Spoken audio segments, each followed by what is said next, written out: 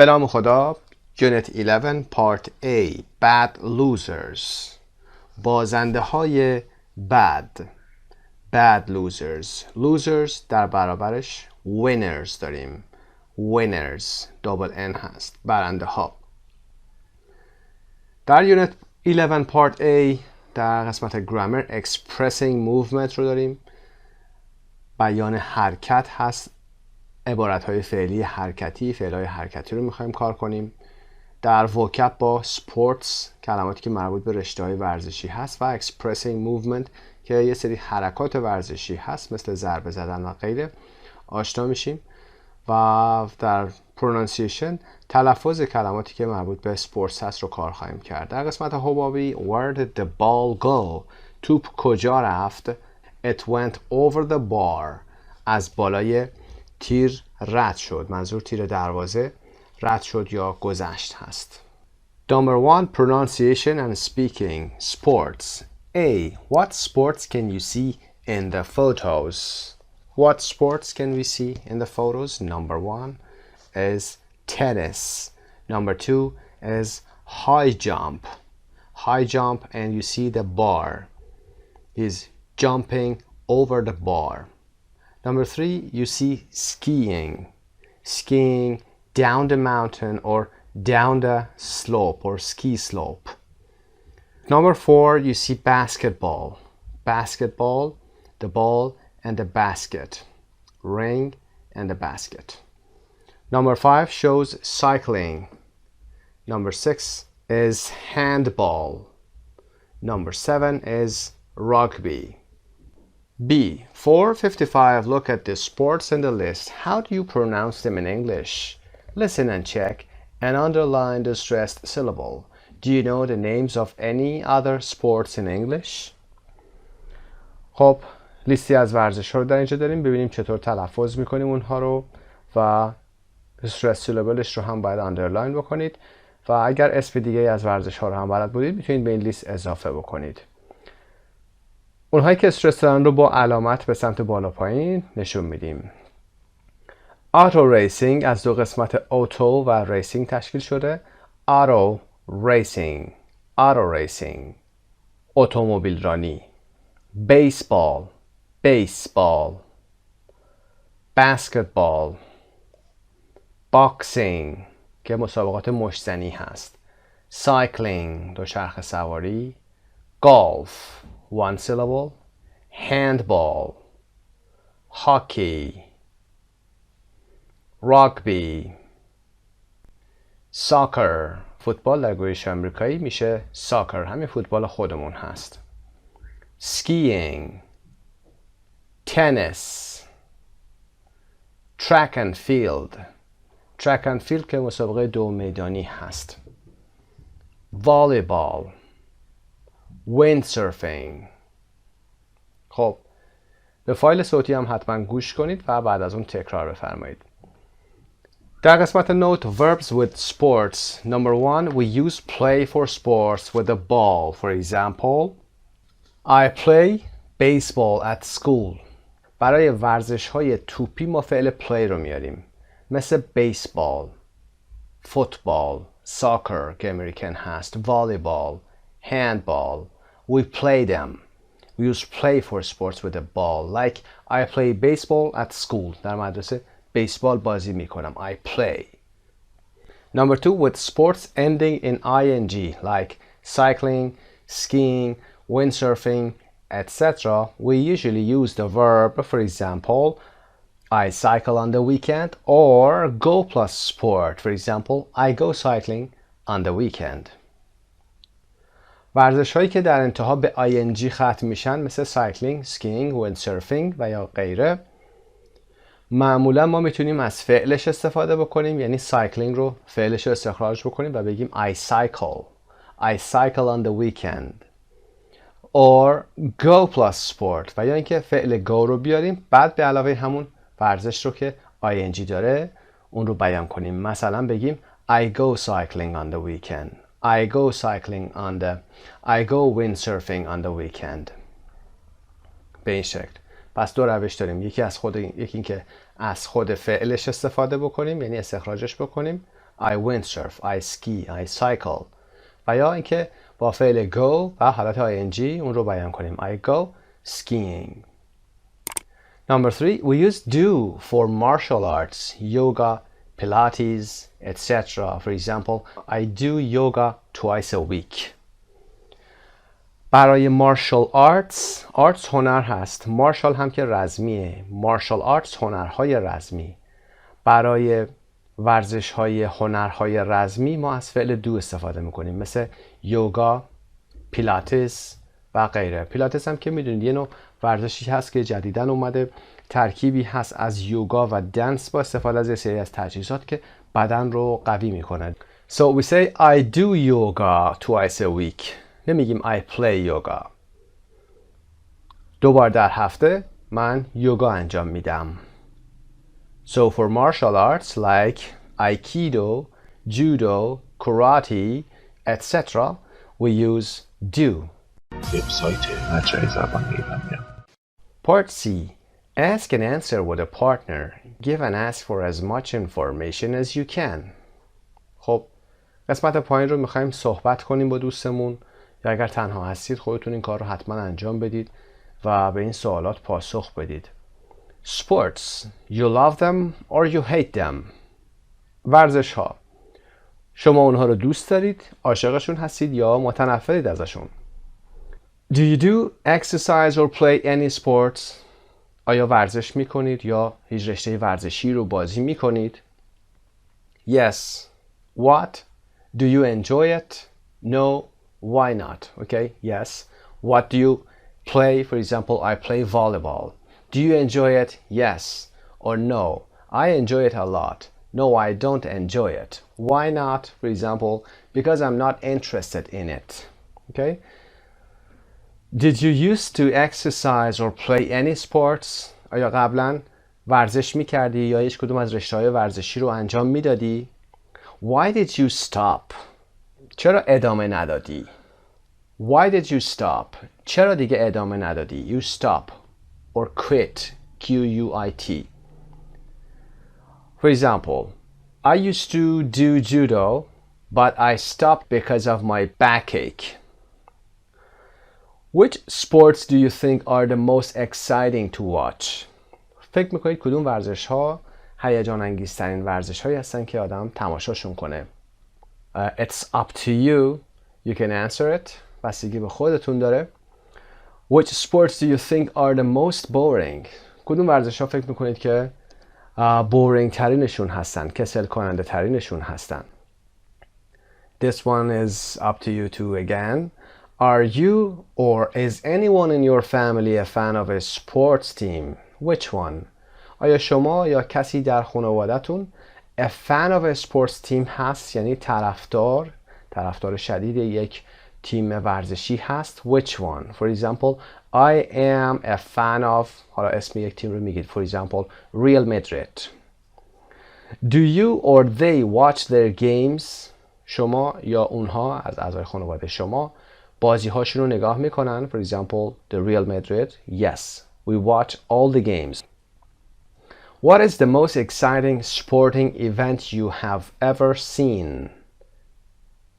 هیجان انگیزترین رخداد ورزشی که شما تا به حال دیدید چی هست؟ You can say, for example, it was the World Cup or the Olympic Games. به این شکل پاسخ بدید. البته اینا بستگی به خودتون داره، ولی سعی کنید که هم سوال و هم پاسخ رو تمرین کنید. Number 2, vocabulary. Sports expressing movement. Put these words in the correct column. Do you know any other words connected to these sports? خب این کلمات رو باید در ستونهای خاصشون قرار بدیم و اگر کلمه بیشتر توی این زمینه میدونید حتما بیایید قرار بدید. For example, golf, bunker and hole.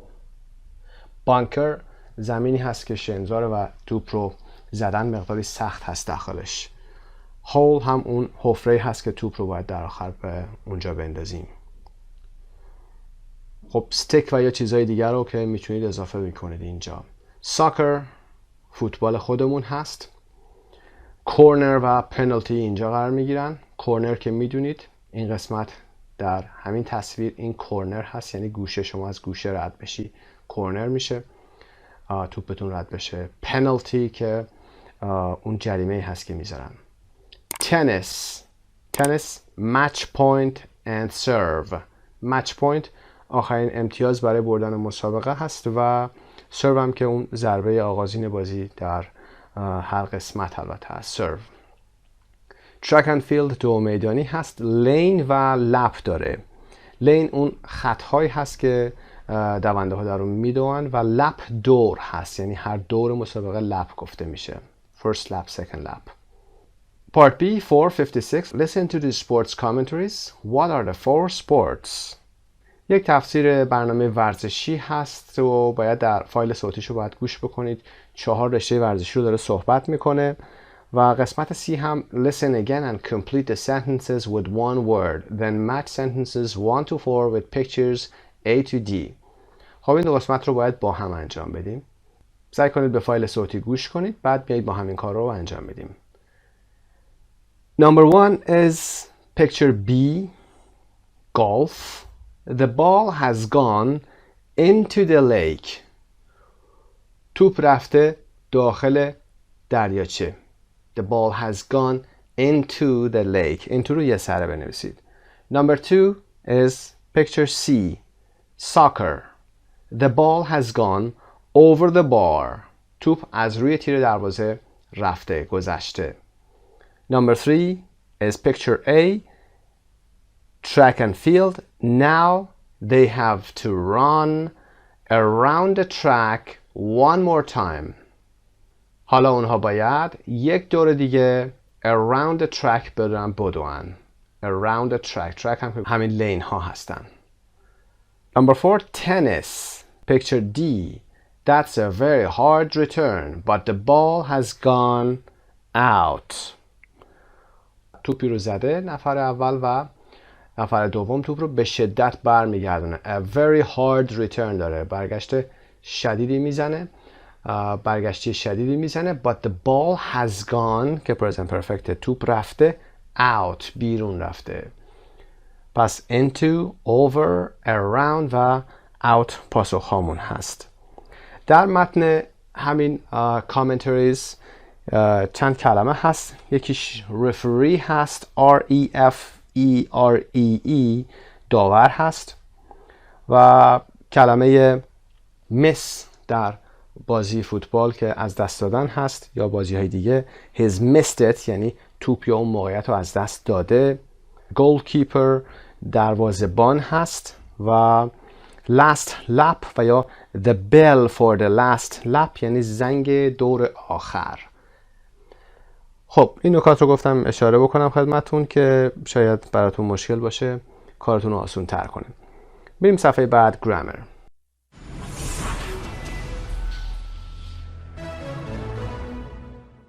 Expressing movement. Complete the sentences with a verb from the list. 4 تا حرکت داریم. بیان حرکت ها از این درس grammar. hit, kick, run و throw. Number 1, in basketball you have to throw the ball through a ring with a basket. در بسکتبال شما باید توپ رو پرتاب کنید. throw پس پرتاب کردن. throw the ball through از داخل a ring حلقه‌ای هست with a basket حلقه‌ای که سبد داره. پس throw in basketball.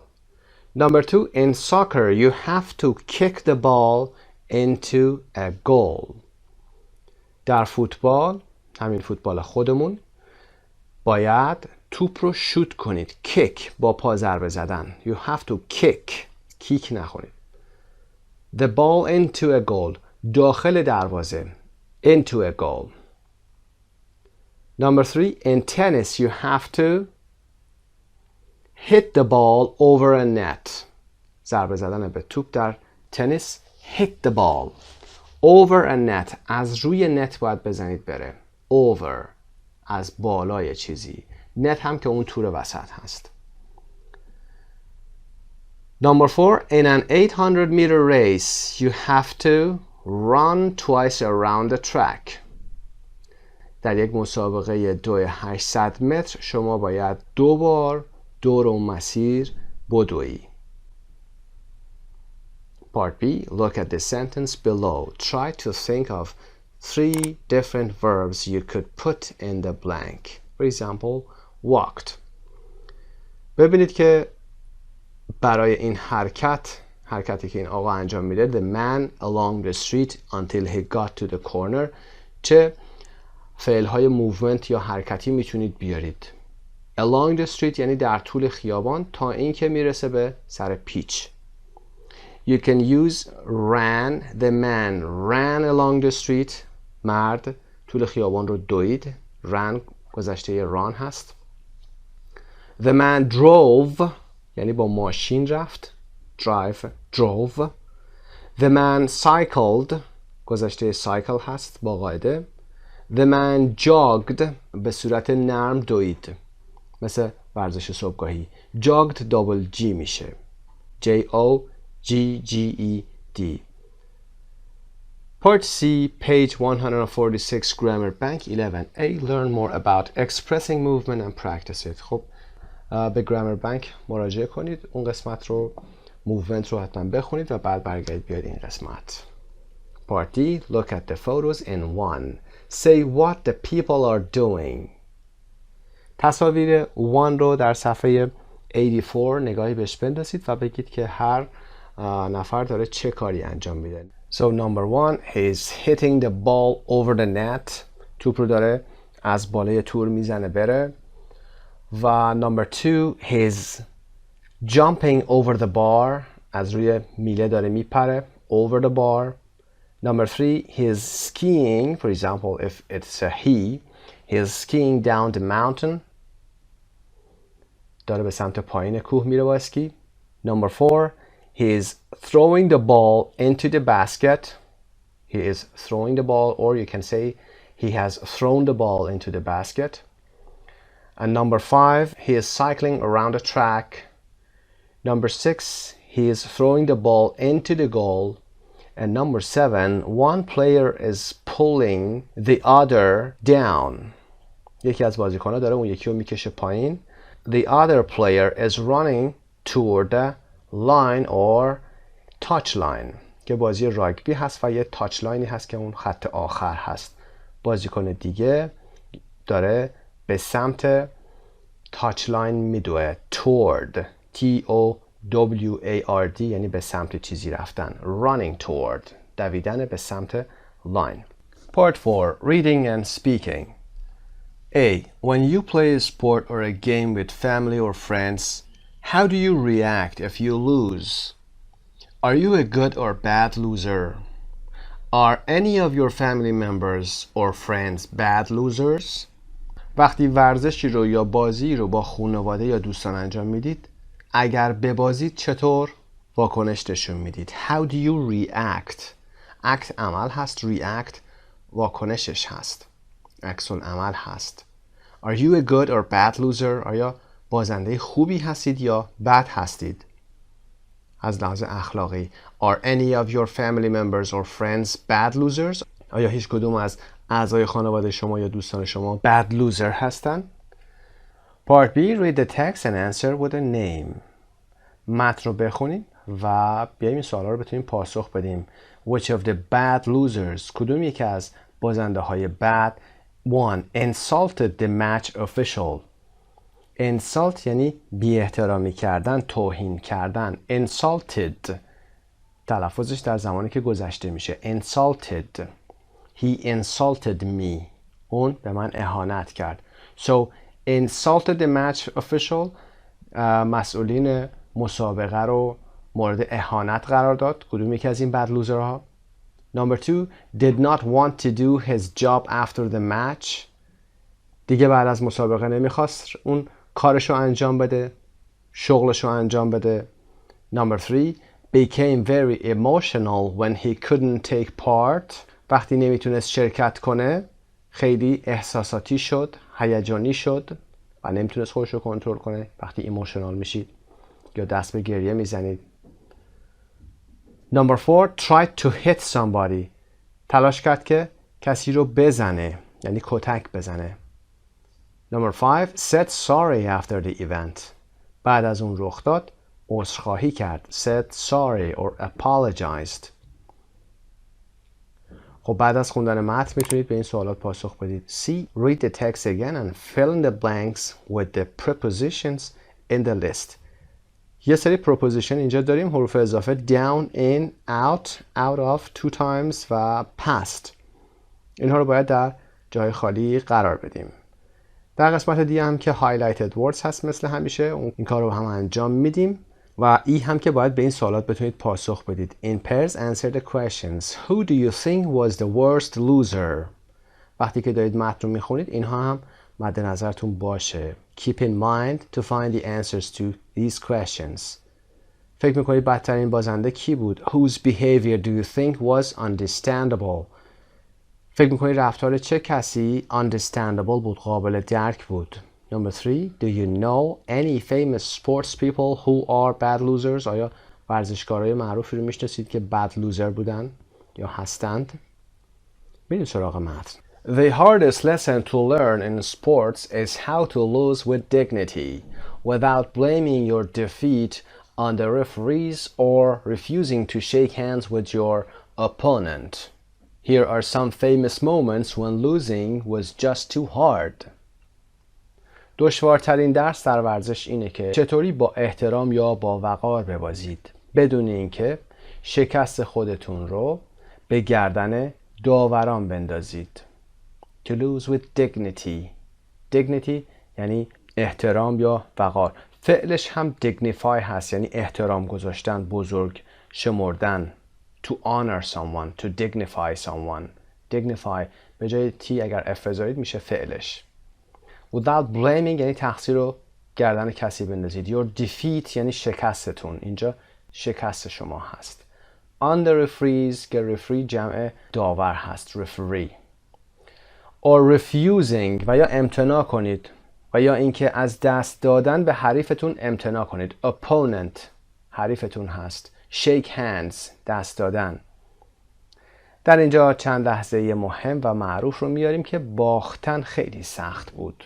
In 1981 at Wimbledon, a young John McEnroe was serving.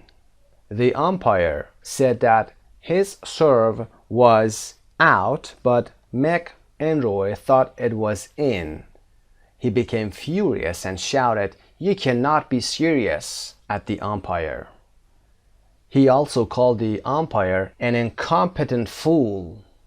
خب در مسابقات تنیس ویمبلدون میدونید مسابقات تنیس هست. سال 1981 یک جان مک انروی جوانی بود که میخواست ضربه رو بزنه یا سرو رو میخواست بزنه. The umpire داور تنیس رو میگیم umpire. داور گفت که سرو اون بیرون بود یا بیرون زده بود اما اون فکر میکرد داخل بوده.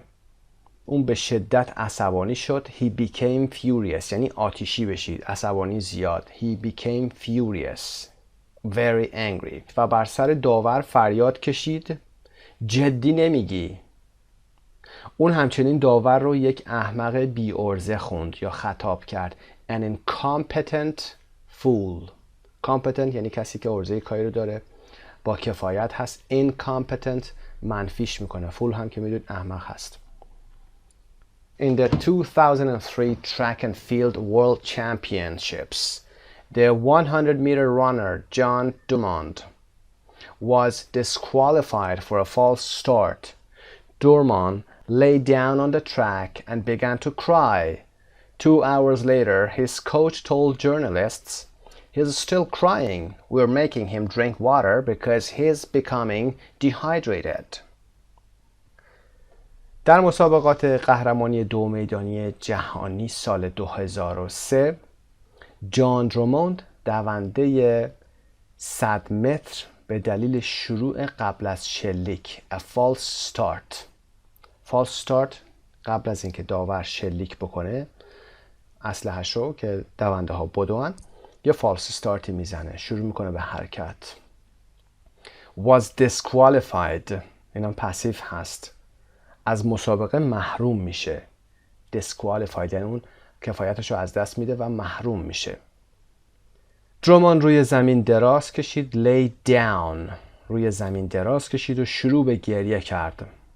2 ساعت بعد مربیش به خبرنگارا گفت his coach told journalist. coach مربیش هست که اون هنوز داره گریه میکنه. داریم مجبورش میکنیم بهش آب بدیم به خاطر اینکه اون داره آب بدنشو از دست میده. we're making him drink. داریم بهش آب میدیم.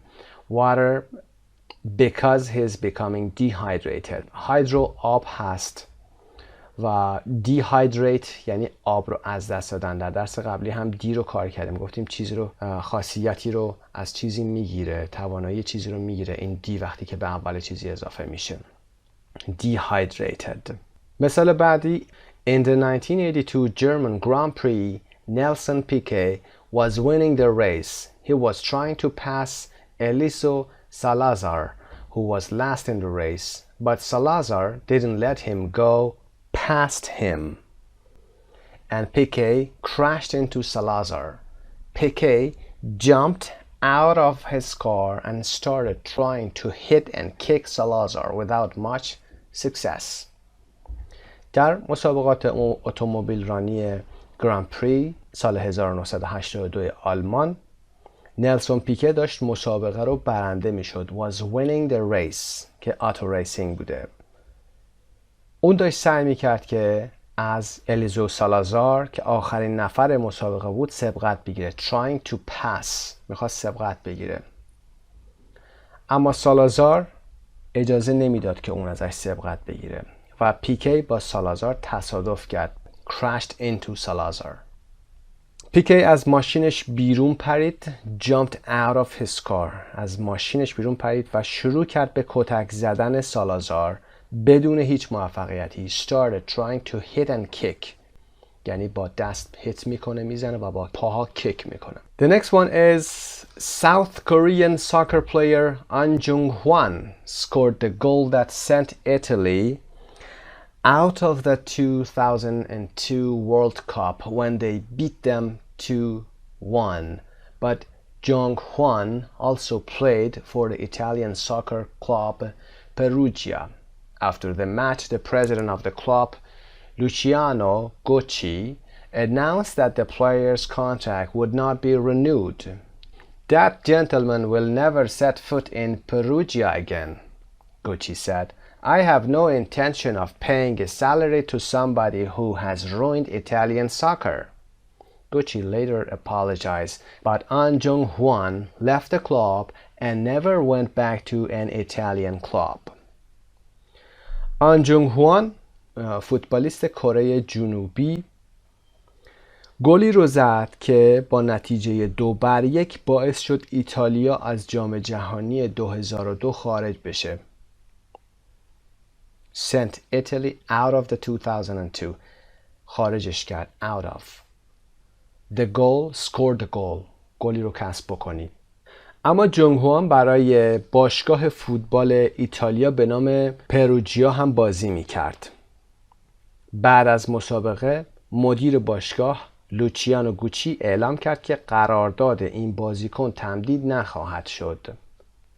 After the match, the president of the club, مسئول اون باشگاه، و announced اعلام کرد players contract تلفظش رو دقت داشته باشین، قرارداد این بازیکن would not be نخواهد شد renewed از نو میاد renewed would not be renewed که پسیو هستین هم.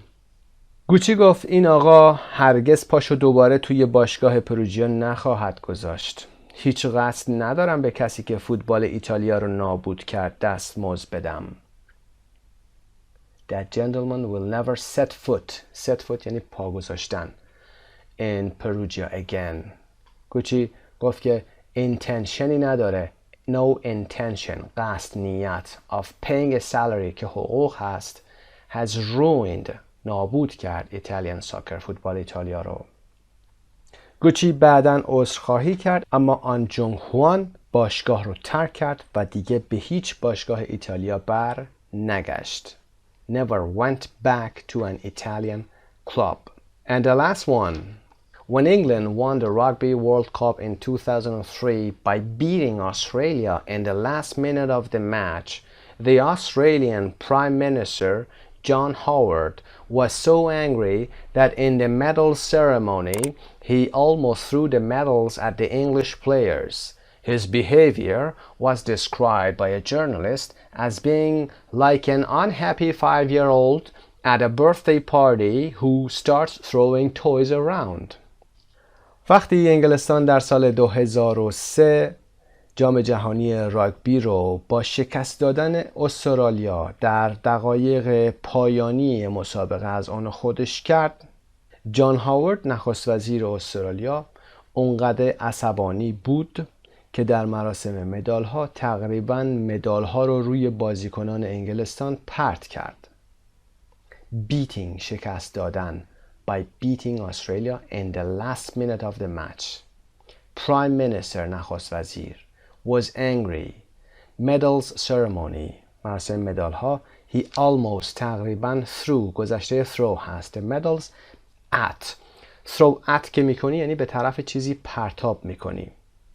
throw to که میکنی یعنی که میندازی که بگیرن. He threw the ball to me. ولی at که میکنی انگار داری میزنیش به این حالت.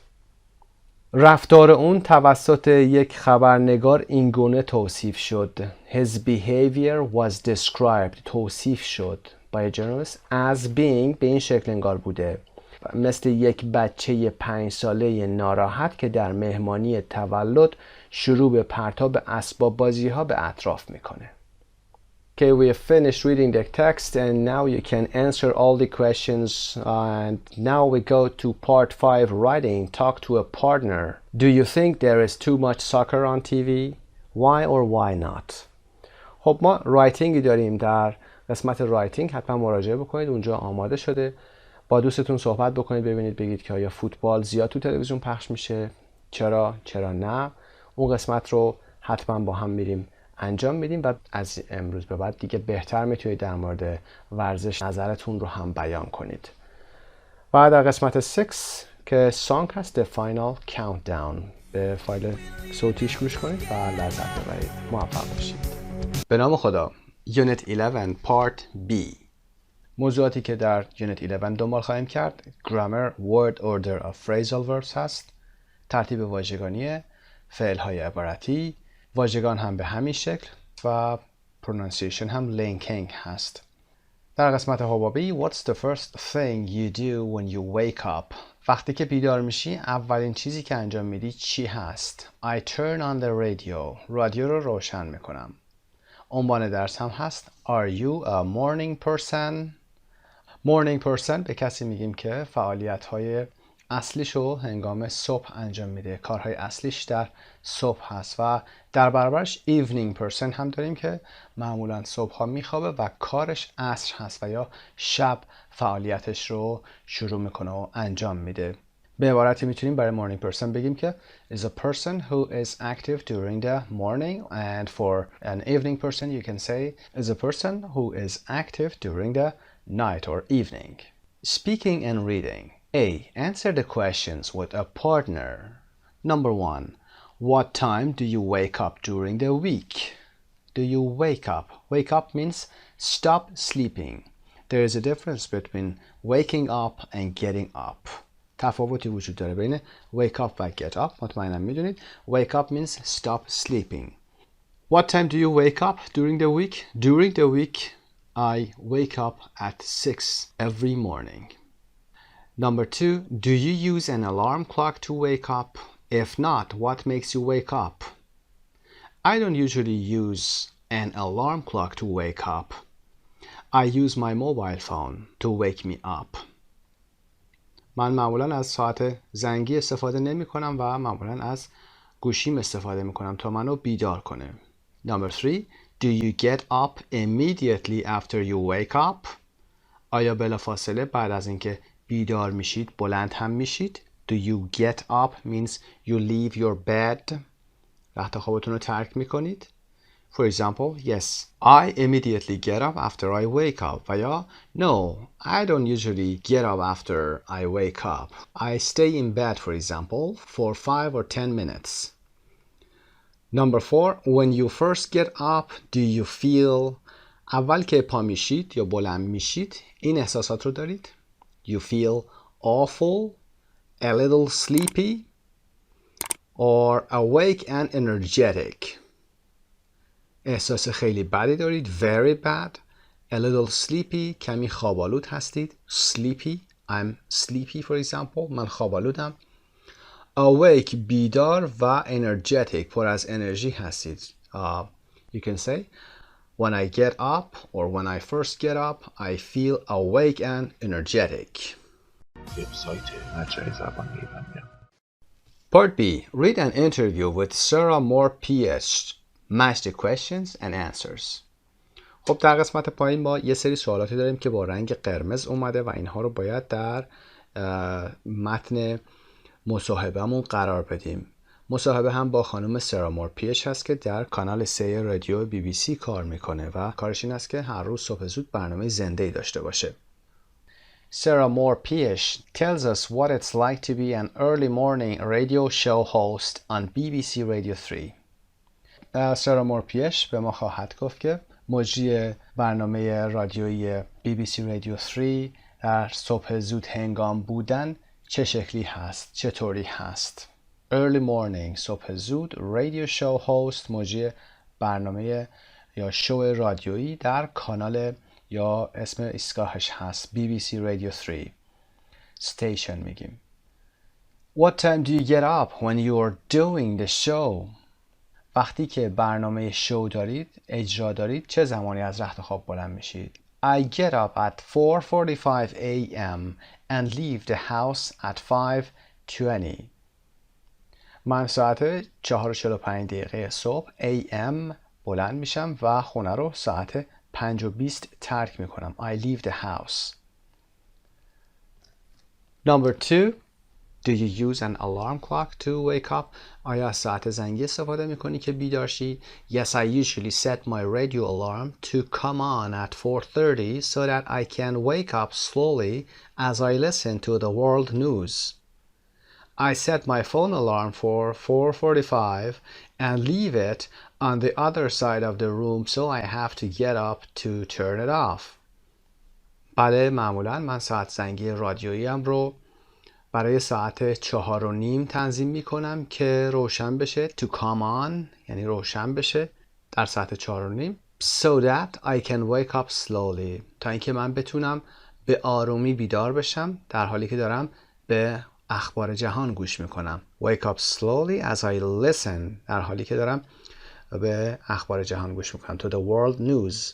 کار بعدی که چون انجام میده این هستش که ساعت موبایلش رو set my phone alarm ساعت موبایلش رو هم برای 4:45 میذاره تنظیم میکنه و اون رو در سوی دیگری اتاقش قرار میده on the other side of the room تا اینکه I have to get up to turn it off که بلند بشم و بعد برم اون رو خاموش بکنم. Number 3. How do you feel when you wake up? وقتی که بیدار میشی چه حسی دارید؟ It depends. Some mornings I feel rested and awake, but other mornings it's hard to get out of bed. It depends on the season. I find I need much more sleep in the winter. بستگی داره. It depends. بستگی داره. بعضی صبح‌ها احساس میکنم که خوب استراحت کردم و بیدارم، سرحالم. اما صبح‌های دیگه بیرون اومدن از رخت خواب سخته. بستگی به فصل داره. It depends on the season. حرف اضافه depend. It depends on the season. فصل زمستون احساس میکنم که خواب بیشتری احتیاج دارم. I find I need much more sleep. خواب بیشتری احتیاج دارم. In the winter. Number 4. Do you have anything to eat before you go to work? آیا قبل از اینکه بری سر کار چیزی میخورید؟ Answer. If I'm slow to get up, then I wait until I'm in the studio before having breakfast. But most mornings I have a bowl of cereal before I leave the house. اگه بلند شدنم کند باشه، یعنی دیر بلند شم، خب قبل از اینکه صبحونه بخورم صبر میکنم تا اینکه به استودیو برسم. اما اغلب صبحها من یک کاسه سیریال رو قبل از اینکه خونه رو ترک بکنم میخورم. سیریال هم که میدونید غذایی که با شیر میخوریم هنگام صبح. Number 5. Do you choose what you wear the night before? آیا لباسی رو که میخوای فردا بپوشی رو شب قبل انتخاب میکنی؟ That depends on the season too. In the summer, I usually wait until the morning to decide. But in the winter, I often leave clothes out the night before so that I can stay in bed until the last minute. این هم بستگی به فصل داره. That depends on the season too. در تابستان معمولاً صبر میکنم تا اینکه صبح بشه و تصمیم بگیرم. اما در زمستان شب قبل لباسا رو بیرون میذارم تا اینکه بتونم تا دقیقه آخر رو هم در رخت خواب بمونم. So that I can stay in bed until the last minute. Number 6. How do you get to work? چجوری سر کار میری؟ یعنی با چی میری؟ A car picks me up at 5:20. یه ماشین میاد دنبالم، منو ساعت 5:20 میبره. A car picks me up means a car comes to my house and takes me to my work. Number 7. What time do you go to bed when you are working the next day? وقتی قرار فردا صبح سر کار برید، شب چه ساعتی به رخت خواب میرید یا میخوابید؟ In the winter, any time between 8:30 and 9:30 p.m. In the summer, usually more like 9 to 10 p.m. در زمستان هر زمانی بین ساعت 8:30 تا 9:30 شب. در تابستان معمولاً بیشتر ساعت 9 تا ساعت 10. Number 8. How does this affect your social life? How does this affect your social life? این زندگی اجتماعی شما رو چطور تحت تأثیر قرار میده یا چه تأثیری روی زندگی اجتماعی شما میذاره؟ affect رو با A فعل هست، دقت داشته باشید. effect با E اسم هست. ما اینجا از Aش استفاده کردیم که affect هست، تلفظ affect در اینجا و E که effect خونده میشه. What social life? I certainly can't go out for a wild night during the week. But I'm lucky because a lot of my closest friends live near me, so I can see them in the evenings and still go to bed early. چه زندگی اجتماعی؟ مسلماً در طول هفته نمیتونم برای برنامه‌های پارتی یا شب‌های پر از سر و صدا و جنب و جوش یا a wild night هست رو داشته باشم. اما من خوششانسم به خاطر اینکه بسیاری از دوستان نزدیک من my closest friends در نزدیکی من زندگی میکنن، بنابراین میتونم اونها رو شبها یا عصرها ببینم و با این حال زود به رخت خواب هم برم. 9. Would you like to change your working hours? دوست داری که ساعت کاریتو تغییر بدی؟ Sometimes I think I would like to have more normal working hours, but I love my job so much that I'd never want to give it up. The buzz of being live on the radio early in the morning as people start their days is really wonderful. بعضی وقتا فکر میکنم که میخوام ساعتهای کاری نرمال تری داشته باشم، اما اونقدر عاشق شغلم هستم که هیچ وقت نمیخوام اون رو ترک بکنم. I would never want to give it up. Give up ترک کردن هست. Stop working هست. و در جمله آخر the buzz of به معنای feeling of excitement هست. احساس هیجان برنامه زنده رادیو توی ساعت اولیه صبح در حالی که مردم دارن روز کارشون رو شروع میکنن واقعا جالب هست.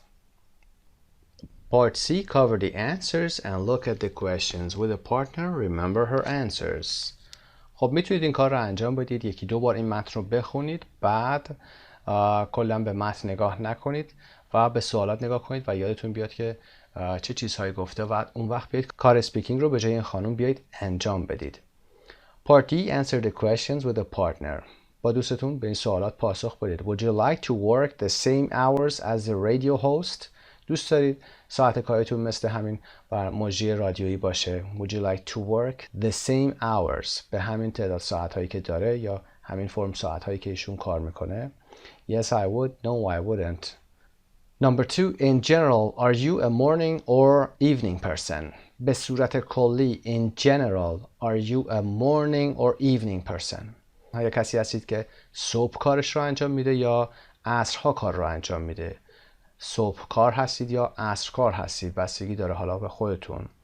If you're a morning person, you do your job in the morning, or if you're an evening person, you do your job in the evening.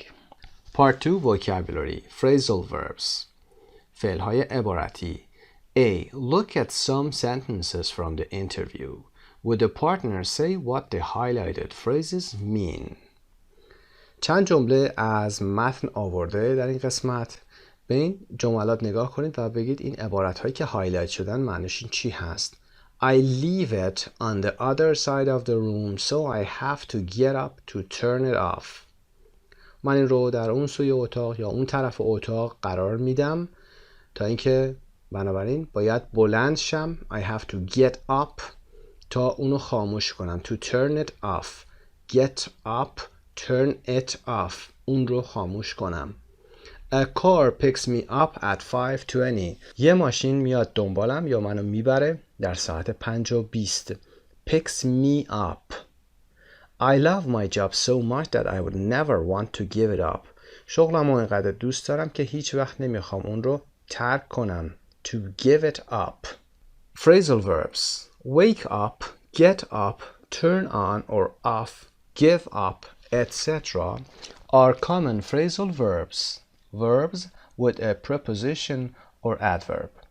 Wake up, get up, turn on, turn off, give up و غیره فعل‌های عبارتی رایج هستند. فعل‌هایی به همراه یک حرف اضافه و یا یک قید. Sometimes the meaning of the two separate words can help you guess the meaning of the phrasal verb. For example, turn off. Sometimes the meaning of the two words does not help you. For example, give up. بعضی وقتها معنای دو کلمه مجزا میتونه به شما کمک بکنه که فعل عبارتی رو حدس بزنید. به عنوان مثال turn off میتونه بهتون نشون بده turn تبدیل کردن هست. off هم خارج کردن چیزی هست یا بیرون رفتن از چیزی هست. میتونه حالت خاموش کردن رو معنا بده. اما بعضی وقتها معنای کلمات نمیتونه به شما این کمک رو بکنه. اما دشواره که به راحتی برای اولین بار بتونید متوجه بشید که give up به معنای تسلیم شدن یا رها کردن شغل و یا غیره میتونه باشه. Part B. Read the information box. Can you think of a phrasal verb that means... میتونید فعل‌های عبارتی مناسب رو برای سوالات زیر پیدا بکنید. To try to find something you have lost. چه فعل عبارتی براش میتونید بیارید؟ سعی کنید چیزی رو که گم کردید پیدا بکنید. اون کار بهش چی گفته میشه؟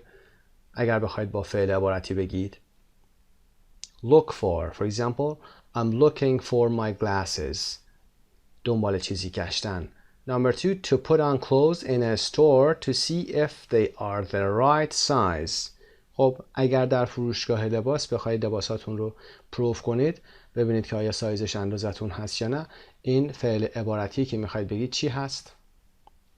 Try on. You can try on the clothes in the fitting room. Number 3, to have a friendly relationship with somebody. اگر ارتباط صمیمانه‌ای با کسی داشته باشید، دوستانه با کسی داشته باشید، فعل عبارتیش میشه چی؟ Get along. Get along with someone. For example, I get along well with my grandfather. I get along well with my uncle. ارتباطم با پدر بزرگم یا با عموم خوب هست. C. به ویدیو کلیپ صفحه 163 vocabulary bank حتما نگاه کنید. فعل های عبارتی بیشتری اونجا کار میشه. بعد از اینکه کارتون تموم شد برگردید به قسمت 3 grammar رو با هم داشته باشیم. 3 grammar. Word order of phrasal verbs. ترتیب واژگانی فعل‌های عبارتی، فعل‌هایی که به شکل عبارتی هستند، یعنی فعل تکی نیست. Look at the picture and underline the object of the phrasal verb in each sentence. چند تا جمله داریم در اینجا. باید object جمله رو پیدا بکنید. به عنوان مثال number 1 turn off the alarm clock. Turn off خاموش کن. Turn off the alarm clock. alarm clock اینجا object هست. Turn the alarm clock off. ساعت زنگی رو خاموش کن. اینجا هم دوباره alarm clock البته در وسط قرار گرفته، اینجا آبجکت هست. و نمبر 3 turn it off، اینو خاموشش کن. چه چیزی آبجکت هست؟ it که به جای alarm clock اومده، pronoun اومده، ضمیر هست. در ابتدا ما turn off the alarm clock به صورت طبیعی alarm clock رو در انتها آوردیم. در حالت دوم تونستیم alarm clock رو بین turn و off قرار بدیم و در حالت سوم تونستیم به جاش ضمیر بیاریم، اما ضمیرش رو دیگه بعد از off نداشتیم. ضمیر باید بین turn و off، یعنی قسمت اول فعل و قسمت دوم فعل که حالا adverb میتونه باشه، preposition میتونه باشه، قرار بگیره. Part B. Complete the rules about separable phrasal verbs with noun or pronoun. در دو قسمت پایین ما باید قوانین مربوط به فعل‌های عبارتی separable، separate رو قبلا خوندیم، جدا شدن هست. separable یعنی قابل جدا شدن، بتونیم اینها رو از هم جدا بکنیم، رو میاریم. ببینیم که باید با noun و یا pronoun جاشون رو پر بکنیم. Number 1. If the object of a phrasal verb is a noun, you can put it after the verb plus up, on, etc. or between the verb and up, on, etc. اگر object phrasal verbمون یعنی مفعول فعل عبارتیمون یک اسم باشه as a noun، حالا alarm clock، TV، رادیو و یا هر چیزی دیگه‌ای به این شکل باشه، یعنی به هر صورت pronoun نباشه، مثل it ضمیر نباشه. You can put it after the verb plus up, on, etc. میتونید بعد از ساختار فعل به علاوه up, on, etc. و غیره قرار بدید. مثل چی؟ مثل جمله اولمون در بالا که الان برای من مقدور نیستشون بدم. Turn off the alarm clock. Turn off رو بیارید و بعد بیایید این noun رو که the alarm clock هست قرار بدید. و یا اینکه or between the verb and up, on, etc. و یا اینکه مثل حالت دو که اینجا مشخصه، بین فعل و حالا قسمت دوم این فعل عبارتی که حالا هر کدومش میتونه باشه off, on, up و یا هر چیز دیگه میتونه باشه قرار بگیره. وقتی که noun باشه، پس noun مثل حالت 1 و 2 ما میشه. Number 2. If the object of a phrasal verb is a pronoun, you must، ببینید تأکید کرده، you must put it between the verb and up, on, etc. اگر مفعول فعل عبارتی ما یک pronoun هست مثل it، باید اون رو بین فعل و قسمت دومش قرار بدید. فعل و قسمت دوم فعل عبارتی ما اینجا off هست. Turn it off، turn it on، turn it down، turn it up. نمیتونید بگید turn off it، turn down it و یا حالت دیگه ای. it رو که ضمیر هست حتما باید بین قرار بدید، بین این دو قسمت فعل عبارتیمون قرار بدید. برای اطلاعات بیشتر در زمینه گرامر این موضوع میتونید به گرامر بانک 11B page 146 مراجعه بکنید، تمرین ها رو انجام بدید و بعد برگردید به قسمت pronunciation. 5.4 Listen and write the missing words. به فایل صوتی 5.4 گوش بکنید و کلماتی که جا افتاده رو پر بکنید. با هم انجام بدیم. Number 1. There is a wet towel on the floor. یک حوله خیس روی زمین افتاده یا هست. There is a wet towel on the floor. Please pick it up. Pick it up. لطفاً اونو بردار. Pick P-I-C-K برداشتن، بلند کردن. Pick up هست و ما میتونستیم بگیم please pick the towel up و یا please pick up the towel، اما به جاش فقط از ضمیر استفاده کردیم و گفتیم please pick it up. و اینکه همونطور که در قسمت گرامر گفتیم و قسمت قبلی، اینکه ما it که ضمیر هست رو دیگه جای دیگه نمیتونیم بیاریم، فقط باید وسط قرار بدیم. pick it up. pick it up هم که به صورت یه سره خونده میشه. pick it up. Number 2. I can't concentrate with that music on. نمیتونم با اون موسیقی که روشن هست concentrate داشته باشم، یعنی اون آهنگ اذیتم میکنه، تمرکز نمیتونم داشته باشم. Please turn it off. لطفاً خاموشش کن. Turn the music off میتونستیم بگیم. Turn off the music میتونستیم بگیم و یا turn it off. دیگه نمیتونیم بگیم turn off it. یادتون باشه. Turn it off. خاموشش کن. Number 3. If you don't know what the word means, اگر نمیدونید کلمه معناش چی هست, look it up. look up به معنای یک فعل عبارتی هست به معنای گشتن در دیکشنری و پیدا کردن معنا. Number 4. Why have you taken your coat off? چرا کتتو در آوردی؟ Why have you taken your coat off? Take off و your coat وسطش قرار گرفته. آبجکتمون هست. ساختار فعلم که present perfect هست. چرا کتتو در آوردی؟ و در ادامه put it on بپوشش. put it on بپوشش. نمیتونید بگید put on it. یادتون باشه ضمیر فقط بین دو قسمت فعل عبارتی قرار میگیره و it هم که به این کت برمیگرده. your coat. Number 5. This book was very expensive. این کتاب خیلی گرون بود. Please look after it. لطفاً ازش مراقبت کن. Please look after it. ازش مراقبت کن. Look after یادتون باشه separable نیست. همونطور که در متن قسمت B در قسمت پایین خوندیم. قسمت B complete the rules about separable phrasal verbs. اینا separable بودن، قابل جدا شدن بودن. اما look after دیگه قابل جدا شدن نیست. از هم نمیتونن جدا بشن. مراقبت کن ازش. Please look after it. ازش مراقبت کن. Number 6. Why are you wearing your coat in here? چرا کتتو اینجا پوشیدی؟ چرا تو تنت کت هست؟ Take it off. Take it off. Take it off به معنای درش بیار هست. کتتو در بیار. Take it off. Part B. Practice saying the sentences. Try to link the phrasal verbs and pronouns. For example, pick it up. خب بخش pronunciation این قسمت هم فقط بحث لینک کردن کلمات با همدیگه بود. شما باید کاری بکنید که pick با it و it با up با همدیگه لینک بشن. لینک رو قبلا گفتیم، یعنی حرف بی صدای اینجا با حرف با صدای اول اینجا، دوباره ت حرف بی صدا با حرف با صدای بعدیش لینک بشه و پشت هم شما بخونید pick it up به این شکل. Part 5. Speaking. Read the questions in the questionnaire and think about your answers. B. Work in pairs. Interview your partner with the questions. خب ببینیم سوالات پایین رو که مربوط به یک questionnaire هست پاسخ بدیم، کار میکنیم با هم. Phrasal verb questionnaire. خب اومده از فعلای عبارتی یک questionnaire درست کرده، پرسشنامه‌ای هست. ما با هم کار میکنیم و پاسخ میدیم. Have you ever forgotten to turn your cell phone off at a concert or the movies?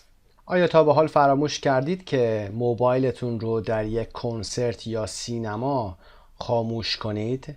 To turn your cell phone off at a concert در یک کنسرت or the movies که جمع هست به معنای سینما هست. The possible answers can be, for example, yes I have, no I haven't. I forgot to turn my cell phone off at a concert, for example, last year. و یا هر پاسخ دیگه که دارید میتونید به این شکل پاسخ بدید. اول با yes I have, no I haven't پاسخ میدید و ادامه رو باید با گذشته ساده بگید. Do you throw away old clothes or do you give them to other people? Throw away دور انداختن یه عبارت فعلی دیگه هست. آیا لباسهای قدیمی رو دور میندازید و یا اونها رو به دیگران میدید؟ For example, I throw away my clothes or I give them to people who need them. Do you enjoy trying on clothes when you go shopping? وقتی خرید میرید از trying on لذت میبرید، یعنی لباس ها رو چک کنید، بپوشید، اندازه بگیرید. For example, I don't enjoy trying on clothes or I don't enjoy trying them on. Do you often go away on the weekend? Where to? آیا اغلب آخر هفته سفر میری؟ به کجا میری؟ For example, yes I do. I often go away. I don't often go away. میتونه هر پاسخی باشه. Where to هم که پاسخ شما هست. Before you go shopping, do you usually write down what you have to buy? Do you only buy what's on the list? قبل از اینکه به خرید برید آیا معمولاً آنچه را که میخواهید بخرید write down میکنید؟ write down یعنی یادداشت کردن، نوشتن روی کاغذ. و اینکه فقط چیزهایی که روی لیست هست رو میخرید میتونید پاسخ بدید. Yes, I have to write them down. باید اونا رو بنویسم، شاپینگ لیستمو. اونها رو بنویسم because I am a forgetful person. من آدم فراموشکاری هستم. سوال بعدی رو هم که به خودتون مربوط هست میتونید پاسخ بدید. Do you enjoy looking after small children? look after هم یادتون باشه که جدا شدنی نیست، separable نیست. Yes, I enjoy looking after small children or I don't enjoy looking after small children at all. اصلا لذت نمیبرم از این کار. looking after جدا شدنی نیست. Why or why not هم میتونید ادامه بدید. Have you ever asked your neighbors to turn the TV or the music down? What happened? صدای وسیله صوتی تصویری رو کم کردن و بالا بردن یا بیشتر کردن turn down و یا turn up. آیا تا به حال از همسایه‌تون خواستید که صدای تلویزیون یا موسیقیش رو کم بکنه؟ چه اتفاقی افتاد؟ Yes, for example, I once asked my neighbor to turn his TV down, but he didn't listen to me. خب میتونید به این شکل بگید و turn down, turn up رو کار بکنید. What's the first thing you turn on after you wake up in the morning? Turn on و wake up رو داریم. دو تا فعل عبارتی داریم. اولین چیزی که بعد از بیدار شدنتون روشن میکنید چی هست؟ For example, after I wake up in the morning, I turn on my radio. I turn on my cell phone. خب تمرین ها رو حتما انجام بدید در کتاب ورکبوکتون. فراموش نکنید بخش مهمی از تمرین ها رو در اون کتاب ها دارید. در کنار کارهایی که در اینجا انجام میدید، که کارهای گرامری که انجام میدید، وکبی رو که انجام میدید، حتما در ورکبوکتون انجام بدید. نرم افزار آی چکر رو هم فراموش نکنید. سی دی که همراه کتابتون اومده، میتونید سوالهای بیشتری رو در اون قسمت پاسخ بدید و تمرین بیشتری داشته باشید. موفق باشید. به نام خدا. Unit 11 Part C. What a coincidence. چه تصادفی. در Unit 11 Part C در قسمت Grammar so, neither plus auxiliaries رو کار خواهیم کرد. neither و یا neither تلفظ میشه. vocab similarities تشابه ها رو میخوایم کار بکنیم و pronunciation sentence stress the and the. I have a son named James و پاسخ so do I. من یه پسری به اسم جیمز دارم. so do I هم به معنای منم همینطور. خب بریم قسمت پایین. Number 1 Grammar so neither plus auxiliaries. A. Look at the photos and describe the two men. به تصویری که در سمت چپ میبینید نگاه بکنید و دو مرد رو بیایید توصیف بکنید. چه شکلی هستند؟ For example, one of them has black hair, one of them has brown hair, or they don't have a beard or mustache. و قسمت B read about the two men and answer the questions. در قسمت پایین این تصویر متنی هست که باید با هم بخونیم. عنوان این تصویر رو هم گذاشته I'm Jim. من جیم هستم. و قسمت پایین هم این آقا میگه so am I. منم همینطور. بریم متن رو بخونیم. وبسایت مجموعه زبان ایرانیان. Some years ago, two identical twins were born in Minnesota in the US. چند سال پیش دو دوقلوی مشابه در مینسوتای ایالات متحده به دنیا آمدند. They were adopted by two different families soon after. اونا به زودی بعد از تولد توسط دو خانواده مختلف به فرزندی پذیرفته میشن. One brother was adopted by a couple named Louis in Lima, Ohio, and his brother was adopted by a couple named Springer in Dayton, Ohio. یکی از برادرها توسط یک زوجی به نام لوئیس در لیمای اوهایو به فرزندی پذیرفته میشه و برادرش توسط زوجی دیگه‌ای به نام سپرینگر در دیتون اوهایو به فرزندی برده میشه. By coincidence, both boys were named Jim by their new parents. بر حسب اتفاق یا تصادفاً هر دو پسر توسط والدینشون جیم نامیده میشن. When Jim Lewis was 6 years old, he discovered that he had an identical twin brother. وقتی که جیم لوئیس 6 سالش بود متوجه شد که یک برادر دوقلو داشته، دوقلوی مشابه داشته. When he was 39, he decided to find and contact his brother. وقتی که 39 سالش شد تصمیم گرفتش که برادرش رو پیدا کنه و با اون تماس بگیره. 6 weeks later, he met Jim Springer in a cafe in Dayton and they probably had a conversation something like this. 6 هفته بعد اون جیم سپرینگر رو در یک کافه در دیتون میبینه و احتمالاً مکالمه شبیه به این رو داشتن که در ادامه در قسمت بعد در قسمت بلو باکس اون رو با هم خواهیم داشت. بریم سوالات قسمت B رو پاسخ بدیم. Number 1. Who are Jim Springer and Jim Lewis? They are American identical twins. اونا دو قلوهای مشابه آمریکایی هستند. Number 2. Why didn't they know each other? چرا اونا همدیگر رو نمیشناختن؟ Because they were adopted by 2 different families when they were babies. به خاطر اینکه وقتی بچه بودن 2 تا خانواده مختلف اونا رو به فرزندی گرفته بودن. Number 3. What did Jim Lewis decide to do when he was 39? وقتی که جیم لوئیس 39 سالش بود چه تصمیمی گرفت؟ به تصمیم گرفت چه کاری انجام بده؟ He decided to find and contact his brother. تصمیم گرفت که برادرش رو پیدا کنه و با اون تماس بگیره. Number 4. How long did it take him? How long did it take him? یعنی براش این کار چقدر وقت برد که برادرش رو پیدا کنه. It took him 6 weeks. به این شکل هم جواب میدیم. با گذشته پرسیدیم How long did it take him? و به این شکل جواب میدیم It took him 6 weeks. براش 6 هفته وقت برد. خب میریم قسمت C. 5. Cover the dialogue. Listen once. Try to remember 3 things they have in common. خب قبل از اینکه متن رو بخونید دیالوگ پایین رو حتما به فایل صوتی گوش کنید و سعی کنید که به خاطر بیارید چه چیزهایی اونها وجه مشترکشون بوده، چه چیزهایی in common داشتن، مشترک بوده بینشون. Part D. Listen again and fill in the blanks. دوباره گوش کنید و جاهای خالی رو پر کنید. خب مکالمه A و B هست. Hi, I'm Jim. سلام جیم هستم. So am I. منم همینطور. So am I. Great to meet you. از ملاقاتتون خوشوقتم خیلی. و sit down. بشین. Are you married, Jim? جیم متأهلی؟ Yes. Well, I've been married twice. بله. 2 بار ازدواج کردم. Yeah. So have I. منم همینطور. Do you have any children? بچه‌ای هم داری؟ ادامه میدن مکالمه‌شون رو. I have one son. من یه پسر دارم.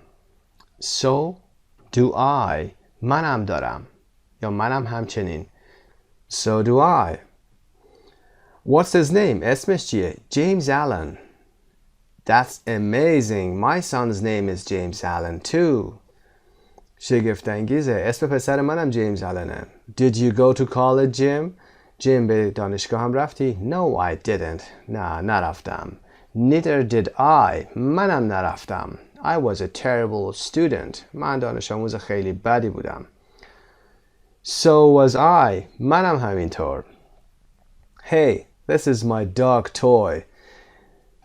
Hey, نگاه کن. اینم سگ منه. اسمش توی هست. I don't believe it. My dog's named Toy too. باور نمی کنم. سگ منم اسمش توی هست. He wants to go outside. My wife usually takes him. I don't do any exercise at all. اون میخواد بره بیرون. داره به سگش اشاره میکنه. زن من معمولا اونو بیرون میبره. من اصلا ورزش نمی کنم. Don't worry. Neither do I. نگران نباش. منم این کارو نمی کنم. منم ورزش نمی کنم. I drive everywhere. من همه جا با ماشین میرم. What car do you have? ماشینت چیه؟ A Chevrolet. یه شورولته. So do I. ماشین منم همینطور. Hey, let's go and have a hamburger, okay? بیا بریم یه همبرگر بخوریم. Sure, you know, I once worked in a hamburger restaurant. باشه، میدونی من قبلا یه بار تو رستوران همبرگری کار میکردم. Unbelievable. باور کردنی نیست. So did I. منم همینطور. یعنی منم توی یک رستوران همبرگری کار میکردم. Which coincidence do you think is the most surprising? خب ببینید که کدومی که از این تصادف یا کارهایی که بر حسب تصادف اتفاق افتاده فکر میکنید the most surprising هست. خب این رو خودتون میتونید پاسخ بدید. ساختاری رو داشتیم در این قسمت براتون ممکنه جدید باشه. So do I, so did I, neither do I, neither did I. میریم قسمت F، یه توضیح کوچیکی بدیم، بعد حتما در گرامر مراجعه کنید و بعد برگردید به ادامه درس.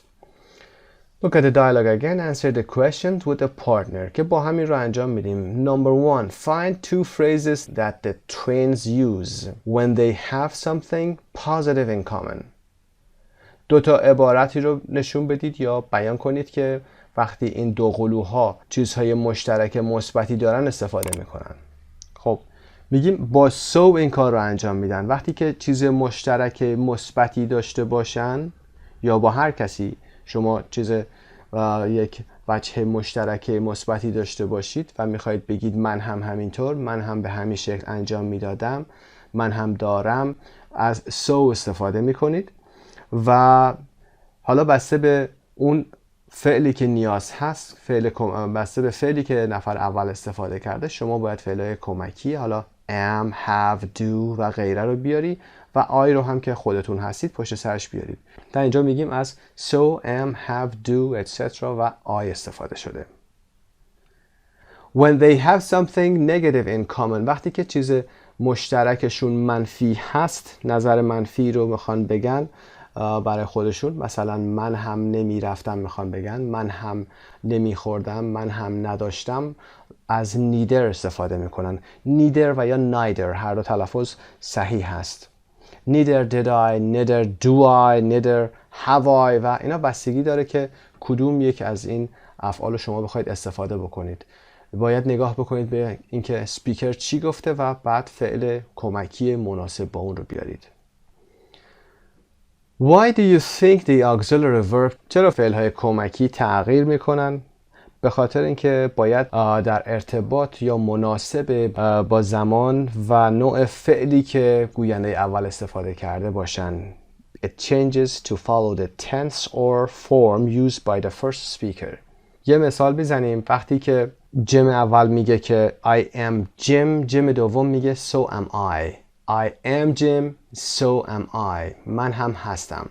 نگاه میکنیم نفر اول گفته am، ما هم میگیم so am I. نفر اول میگه I have one son، زمان فعل رو نگاه میکنیم زمان حال هست، یه فعل کمکی مناسب برای اون رو میاریم. I have فعلش زمان حال هست، اگر کمکی برای اون زمان بخوایم بیاریم do میاریم برای خودمون و میگیم so do I. وقتی neither میگه و گفت no I didn't، خب منفی هست، ما برای منفی neither میاریم، میخوایم نظر موافقمون رو بگیم و بگیم ما هم همین شکل neither رو میاریم. بعد زمان رو نگاه میکنیم did بوده، خب باید ما هم همون did رو بیاریم. neither did I. وقتی میگه I was a terrible student، زمان گذشته است، فعل to be رو میاریم، ما هم همون شکل میگیم so was I. خب در ادامه قسمت گرامر رو حتما برید ملاحظه بفرمایید. Learn more about so, neither, etc. and practice them و بعد برگردید به قسمت pronunciation. Part 2 pronunciation. Sentence stress the and the. Listen and repeat the words and sounds. خب همونطور که در جدول ملاحظه میفرمایید قسمت بالا یک تصویر مادر و تصویر پایین تصویر شست که thumb هست رو داره نشون میده. The صدای اول هست برای mother, brother, neither, they. برای ایجاد این صدا بین دندون هاتون نوک زبون رو tip of your tongue باید به زیر دندون های بالایی تماس پیدا بکنه، یعنی شکلی که انگار دندون بالایی میخواد زبونتون رو قطع کنه و وقتی که این اتصال برقرار شد اون وقت سعی کنید که هوا از دهانتون خارج بشه و این صدا رو ایجاد بکنید. the, mother, brother, neither, they. صدای ز که همون حرف زی هست رو نگید و the نوک زبان با نوک دندانهای جلویی بالایی در تماس هست. mother, brother, neither, they, them. و th رو وقتی میخواید ایجاد بکنید مثل thumb, both, 30, throw، فقط کافی هست که نوک زبان رو بین دندانهای بالا و پایین تقریبا به صورتی که فشار زیادی وارد نشه قرار بدید و از اطراف و بالا و پایین زبانتون هوا خارج بشه. You put your tongue between your upper teeth and lower teeth and you blow the air out of your mouth like this. Both, 30, throw. خب بریم قسمت B. خب به کلمات پایین هم گوش بکنید و ببینید که میتونید به کدومی که از ردیف‌های بالا اونها رو اضافه بکنید. کلمه اول although که به معنای اگرچه هست. math, other, the, there, the, thing, thirsty, through, clothing. خب although, other, there و clothing در قسمت اول قرار میگیرن و بقیه در قسمت دوم ردیف دوم قرار میگیرن. C59 listen and repeat the dialogues. Underline the stressed words. خب در این قسمت میخوایم ببینیم که چطور این کلمات تلفظ میشن و کجا استرس میگیرن. Number 1 A و B صحبت میکنن. A میگه من چای دوست دارم و B میخواد بگه من هم همینطور. A میخواد بگه من خسته هستم و B هم میخواد بگه من هم همینطور. مثال ها رو با هم کار میکنیم. I like tea و B میگه so do I. ببینید در ساختار جدیدمون چه چیزهایی استرس میگیره. So do I. So و I استرس گرفته و شما auxiliary رو تقریبا نمیشنوید. I'm tired. So am I. So am I. Number 3. I don't smoke. و B میگه چون منفی هست neither میاره و زمان فعل هم که حال هست و دو داره و همون دو رو میاره. Neither do I. Neither do I. و 4. I'm not hungry. I'm not hungry. گرسنه نیستم و B هم میخواد بگه من هم نیستم. از فعل کمکی am و neither به خاطر منفی. Neither am I. Neither am I. So auxiliary is not stressed in these sentences, but so or neither, and the subjects are stressed. Part D, 5-10, listen and respond. خب در این قسمت 9 sentence میشنوید. این جمله ها رو جمله اول رو گوش میکنید. بعد از پاز باید بتونید با استفاده از so و یا neither و فعل کمکی مناسب و بعد هم که ضمیر اول که خودتون هستید I بتونید بگید من هم همینطور. به عنوان مثال I take the bus to work. So do I. Take زمان حال هست و فعل کمکی مناسبش do میشه. I take the bus to work. So do I. جمله هم که مثبته. Complete the sentences so they are true for you. خب باید جمله های زیر رو در ارتباط با خودتون، علاقمندی های خودتون و یا غیره پر بکنید و دوستتون هم باید در این قسمت بتونه در جلوی این قسمت حالا بگه که من هم همینطور یا اینکه خودتون اگر تنها هستید نقش دوستتون رو هم بازی کنید. به عنوان مثال I love a kind of music, for example pop, and you have to say so do I. I don't like a drink, for example tea. Neither do I. I'm very, for example, generous, sensitive, mean, or whatever.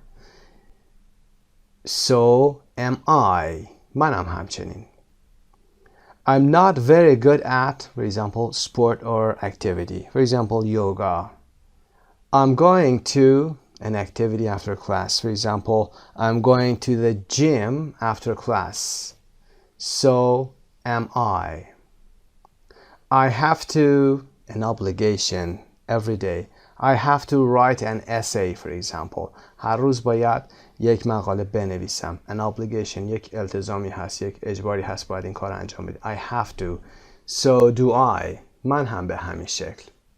دقت داشته باشید اینجا حرف فعل کمکی نیست و فعل اصلی هست و چون فعل اصلی باید زمان مناسب براش پیدا بکنید که زمان مناسبش هم مشخص present و فعل کمکی do. So do I. I don't eat a kind of food, for example, rice. Neither do I. از همین do استفاده میکنیم. Neither do I. من هم نمیخورم. خب این قسمت رو که یه کار کلاسی هست میتونید انجام بدید و میتونید اضافهش کنید و خودتونم در این بین قبل از اینکه این قسمت های دوم رو بگید و بگید really I hate it, really I like it و نفر بعدی بگه so do I. اینها کارهای مکالمه‌ای هست که میتونید خودتون انجام بدید. هدف اصلی استفاده از so و neither هست و افعال مناسب کمکی. Number 4 vocabulary similarities. تشابهات. Read about some more similarities between the two gyms. Complete the text with a word from the list. خب در قسمت روبرو یه سری تشابهات دیگه هم اومده. باید داخل متن رو ما پر کنیم جاهایی که خالی هست و بعد بیایم این جمله ها رو هم کامل بکنیم. The two gyms looked exactly like each other. جیمز ها وقتی که جوانتر بودن دقیقاً شبیه همدیگه بودن. They looked exactly like. از این like استفاده میکنیم. Like each other. شبیه بودن. They both liked math and carpentry but hated spelling. They both. هر دوتاشون ریاضی و درودگری یا نجاری رو دوست داشتن اما از دیکته متنفر بودن. After finishing school, they had similar jobs. Louis was a security guard and Springer was a deputy sheriff. بعد از تمام کردن مدرسه اونها شغل‌های مشابه داشتن. Similar. استرسش هم روی similar jobs.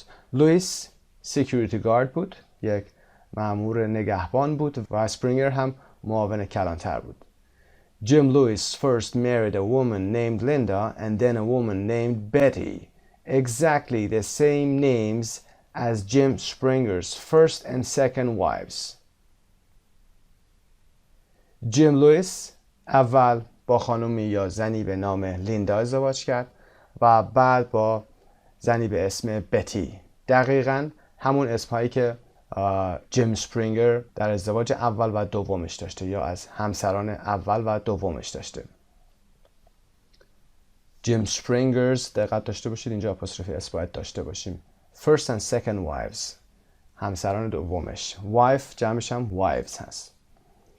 Even their tastes in sports are identical.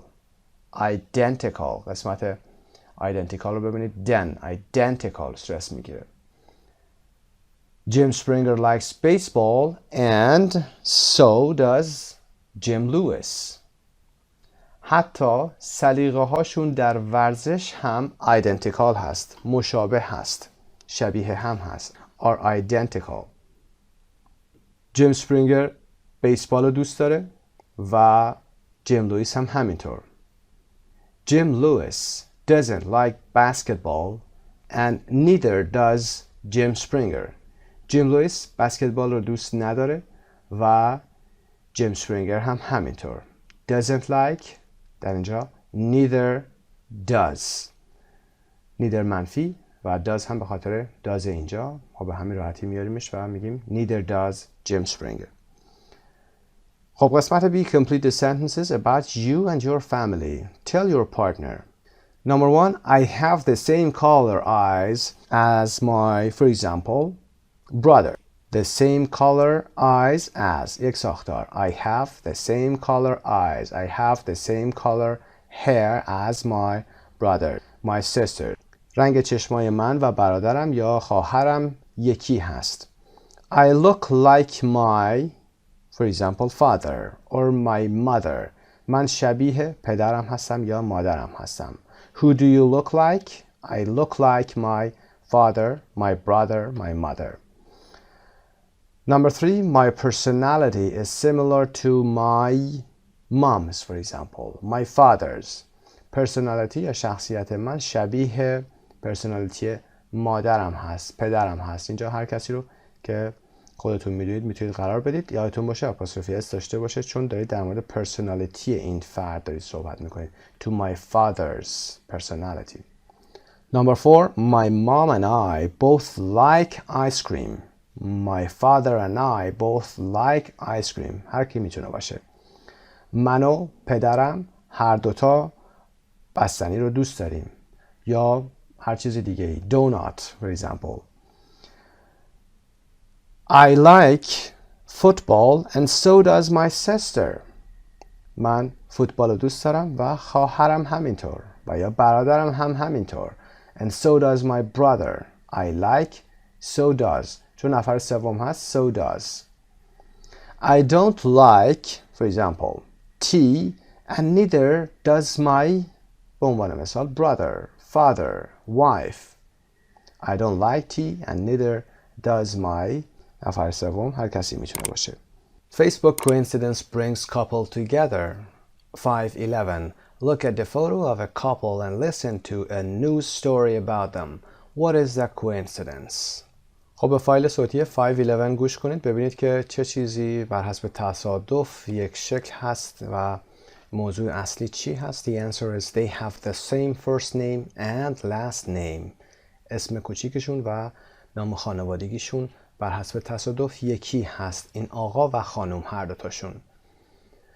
And listen again and answer the questions. دوباره گوش کنید به فایل صوتی و سعی کنید که سوالات زیر رو پاسخ بدید که این کار رو باز با هم انجام خواهیم داد. Number 1. Why did Kelly Hilderbrand put her name into Facebook? چرا کلی هیلدربرند اسمش رو توی فیسبوک تایپ میکنه؟ Because she was bored. به خاطر اینکه خسته شده بوده یا کسل شده بوده، حوصله‌اش سر رفته بوده. Number 2. What did she discover? خب چه چیزی کشف میکنه یا پیدا میکنه بعد از اینکه اسمش رو تایپ میکنه؟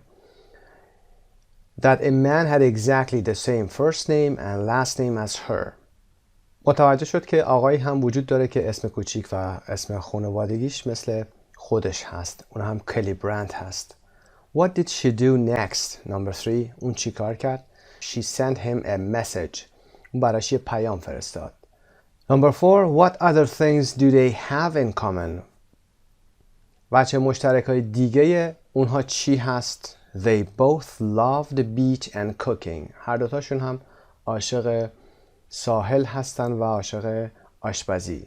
Number 5. Why were they worried? چرا اونا نگران بودن؟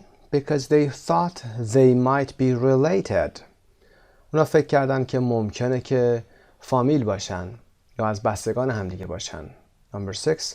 What do they call each other? اونا همدیگه رو چی صدا میکنن؟ They call each other Kelly boy and Kelly girl. کلی پسر و کلی دختر همدیگه رو صدا میکنن. Number 7. What problem did they once have?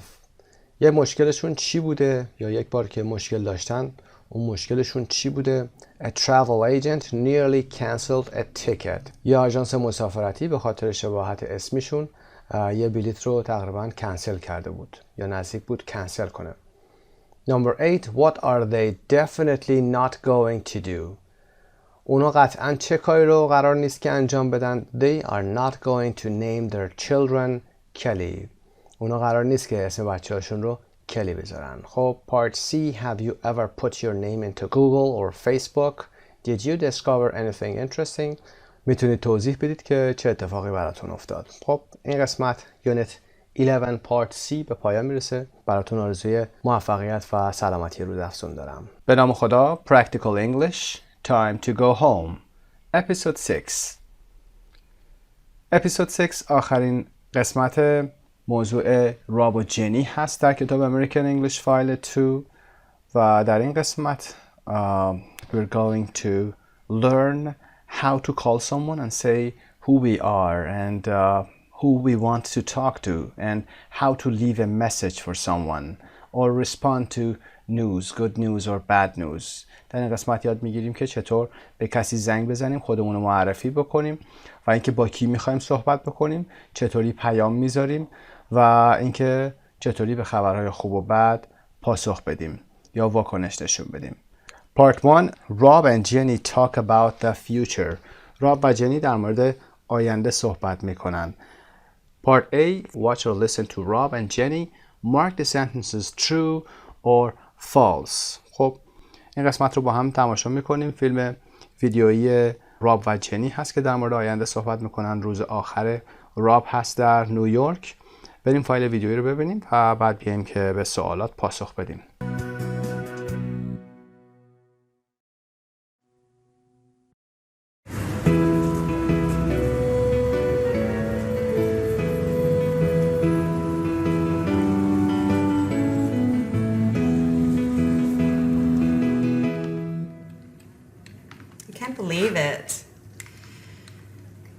here is nearly over. It's gone so fast. I know. I've had a great time, Jenny. Me too. It's been really special.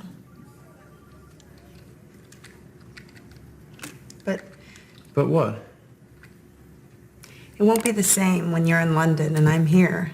But we'll still be in touch. You can visit me in London and I can come back here to see you. It still won't be the same. No. No, it won't. Maybe I could come back to London with you. You can't do that, Jenny. You've just got this job. That's true. Well, we still have some time together. We're going out for dinner tonight. Yes, and I'm going to take you somewhere really nice. Look at the time. I have to go now. It's my last interview in New York. I don't want to be late. Okay. See you later then. Bye.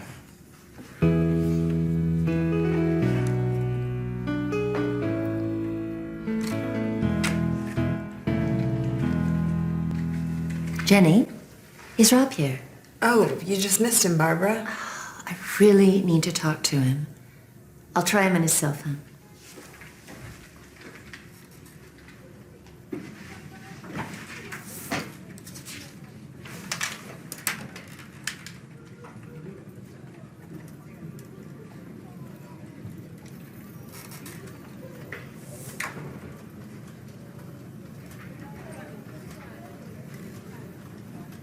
Hello, Rob?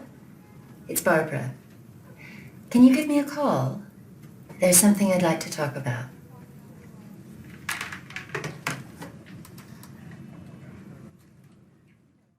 Number 1. Rob is going home today. False.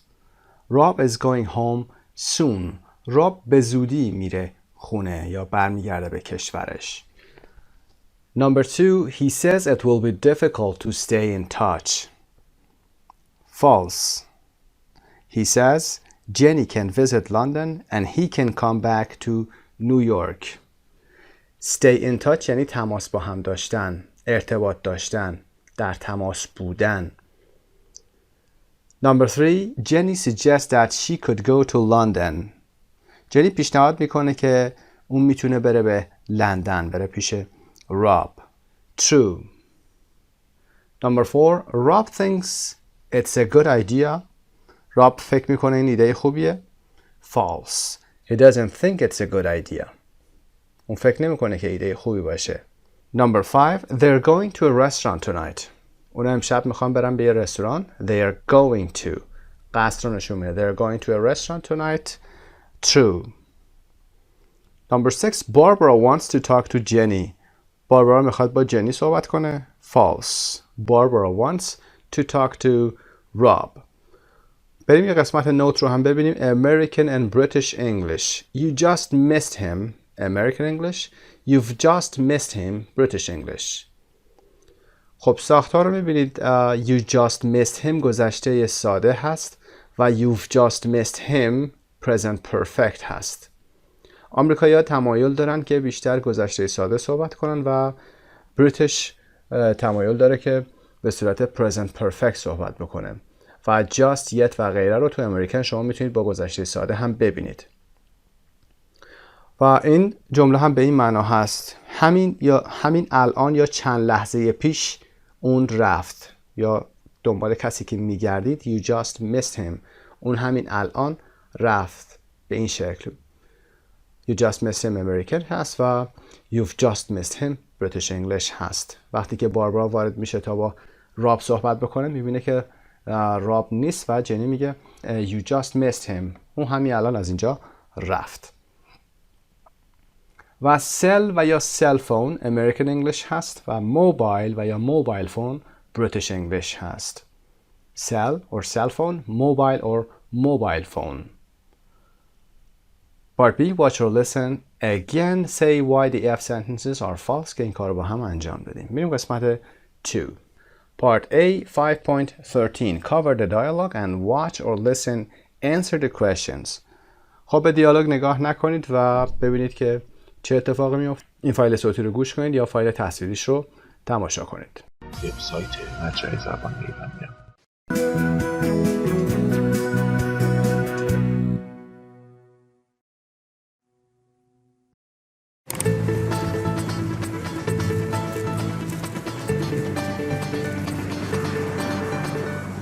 Hello, Broadway Grill.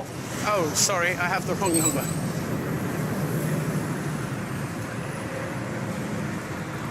New York 24/7. How can I help you? Hello, can I speak to Barbara Keaton, please? Just a second. I'll put you through. Hello? Hi, is that Barbara? No, I'm sorry. She's not at a desk right now. Can I leave a message, please? Sure. Can you tell her Rob Walker called? I'll call back later. I'll give her the message. You could try your cell phone. Yes, I'll do that. Thank you.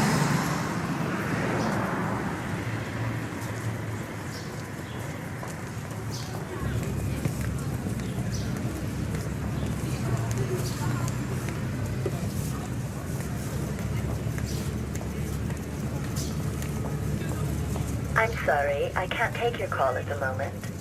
Please leave a message after the beep. Hello, Barbara. This is Rob returning your call.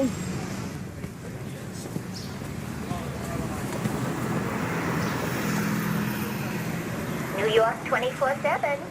How can I help you? Hello, it's Rob again. Can I speak to Barbara, please? Just a second. I'm sorry, the line's busy. Do you want to hold? Okay, I'll hold. Hello? Hi, Barbara. It's me, Rob. Rob, hi. I tried to call you earlier. What did you want to talk about? Number 1. Who does Rob want to speak to? Who does Rob want to speak to?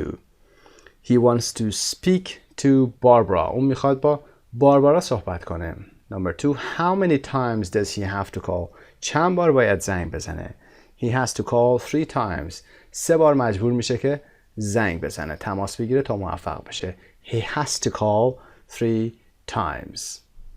Part B. Watch or listen again. Complete the you hear phrases. میتونید فایل صوتی رو گوش کنید و یا به فایل تصویری نگاه کنید و این قسمت‌های خالی رو پر بکنید. Hello Broadway girl. Oh sorry, I have the wrong number. تماس رو اشتباهی میگیره و میگه ببخشید فکر کنم شماره رو اشتباه گرفتم. I have the wrong number. وقتی شماره رو اشتباه گرفته باشید به کسی زنگ میزنید و اون فرد گوشی رو برمیداره بهشون این رو میگید. Oh sorry، اول عذرخواهی میکنید. I have the wrong number. شماره رو اشتباهی گرفتم. خب بعد از اینکه با این آقا صحبت میکنه راب، قسمت بعدی رو با ریسپشنیست صحبت میکنه و ریسپشنیست اون شرکت نیویورک 24/7 که باربارا مسئولش هست پاسخ میده.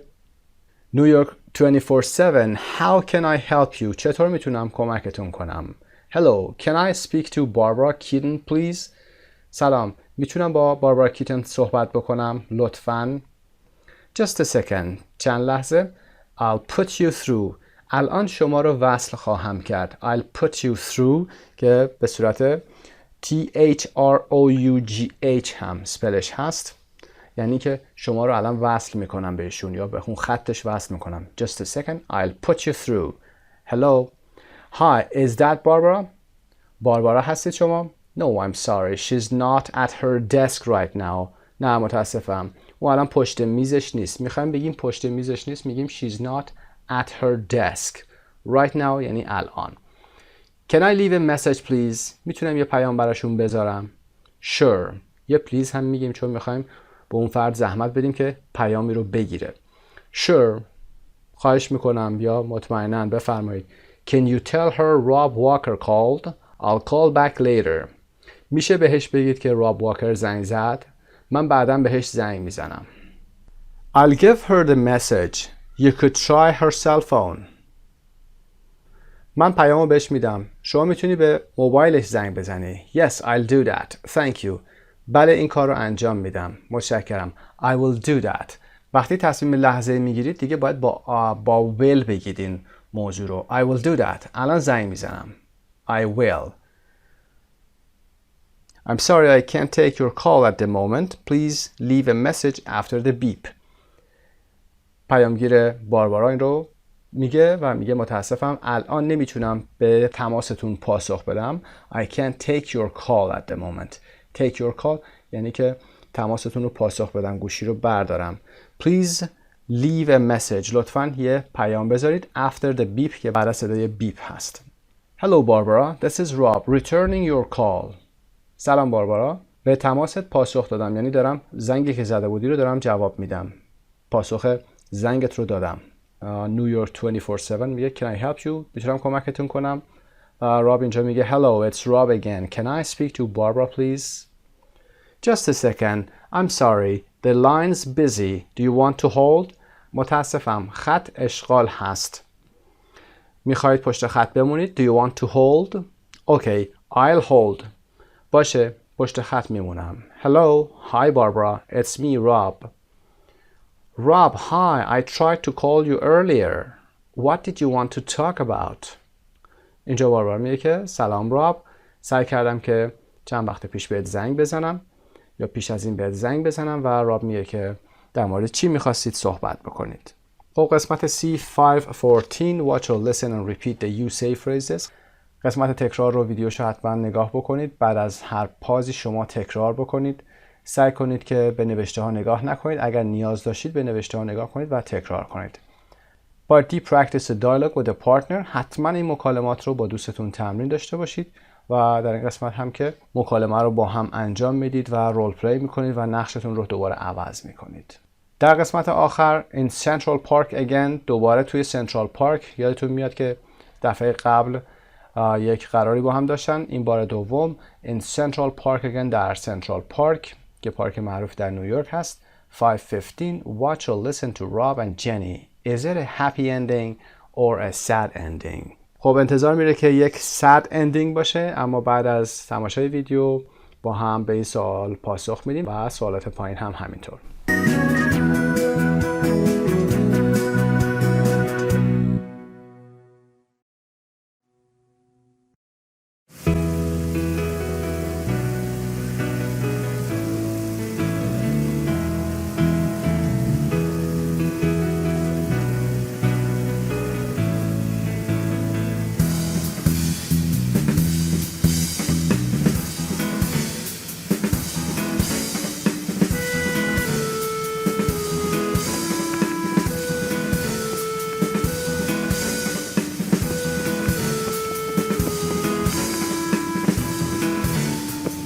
Jenny, Rob, I have something to tell you. I have something to tell you too.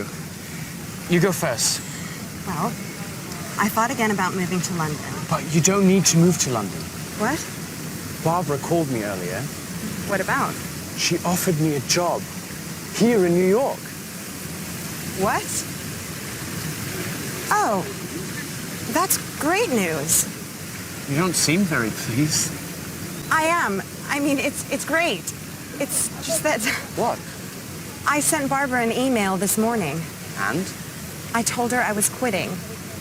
I'm moving to London. Don't worry. Maybe she hasn't read your email yet. I'll call her.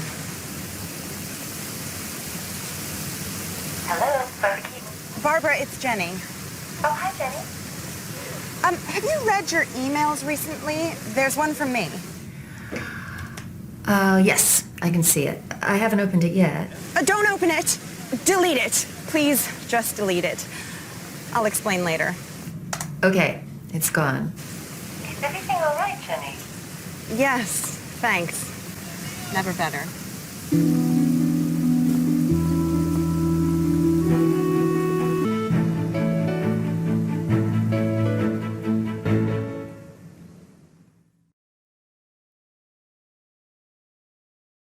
خب is it a happy ending or a sad ending؟ آیا پایان غمگینی داره؟ آیا پایان شادی داره و یا ناراحت کننده ای؟ It's a happy ending. Part B, watch or listen again and answer the questions. Number 1. Who has some news? کی چند تا خبر داره یا خبرایی داره؟ They both have news. اونا هر دوتاشون خبر دارن. Number 2. What did Barbara offer Rob? باربارا چه چیزی به راب پیشنهاد کرد؟ What did she offer Rob? She offered Rob a job in New York. یک شغل رو در نیویورک بهش پیشنهاد داد. Number 3. What did Jenny do this morning? جنی امروز صبح چه کاری انجام داد؟ She sent Barbara an email. She quit the job. امروز صبح یه ایمیلی به باربارا فرستاد و شغلش رو هم ترک کرده. Quit. Q-U-I-T که گذشتهش هم به همین شکل هست. Quit. Number 4. What does Jenny ask Barbara to do? جنی از باربارا میخواد چه کاری انجام بده؟ She asks Barbara to delete her email. از باربارا میخواد که ایمیلش رو دیلیت کنه، پاک بکنه، که باربارا هم این کار رو انجام میده. بریم قسمت C. Look at the social English phrases. Can you remember any of the missing words? در قسمت social English phrases ببینیم که کلمات رو به خاطر میارید که در مکالمات بوده. راب و جنی و در انتها هم که باربارا هست. You go first. You go first اینجا یعنی اول تو بگو یا اول تو انجام بده. اگه بحث گفتن هست you go first یعنی اول تو بگو یا شما بگو. That's great news. خبر عالیه. That's great news. و جنی میگه I'll call her. من بهش زنگ میزنم. جنی دوباره میگه I'll explain later. بعداً توضیح میدم. I'll explain later. باربارا میگه Is everything alright? همه چیز اوکی هست؟ خوبه؟ مشکلی نیست؟ Is everything alright? alright رو با A-L-R-I-G-H-T میتونید بنویسید. یک سره A-L-R-I-G-H-T که معمولاً میگن این روش درست نیست، اما میتونید روش صحیحش رو با A-L-L که همون all هست و میدونید و right رو به صورت جدا R-I-G-H-T بنویسید. این روش صحیح تر هست. در قسمت بعد جنی میگه never better. بهتر از این نمیشه. عالیه. خب این قسمت رو که با هم انجام دادیم. Watch or listen and complete the phrases. این قسمت رو هم تماشا کنید و عبارت ها رو تمرین کنید. Watch or listen again and repeat the phrases. How do you say them in your language? که به فارسی هم قسمت ها رو گفتیم. و اما در انتهای این قسمت شما باید این کارها رو بتونید انجام بدید. Can you call somebody and say who you are, who you want to talk to? بگید کی هستید یا اینکه میخواید با کی صحبت بکنید. Leave a message for somebody. میتونید پیامی بذارید برای کسی. و respond to news. میتونید پاسخ بدید به خبرها. آخرین اپیزود کتاب امریکن انگلیش فایل سطح 2 به پایان میرسه. داستان راب و جنی ادامه داره و در کتاب بعدی کتاب 3 امریکن انگلیش فایل موضوعات رو در نیویورک ادامه میدیم با هم. موفق باشید. به نام خدا. یونت 11 گرامر بانک 11A.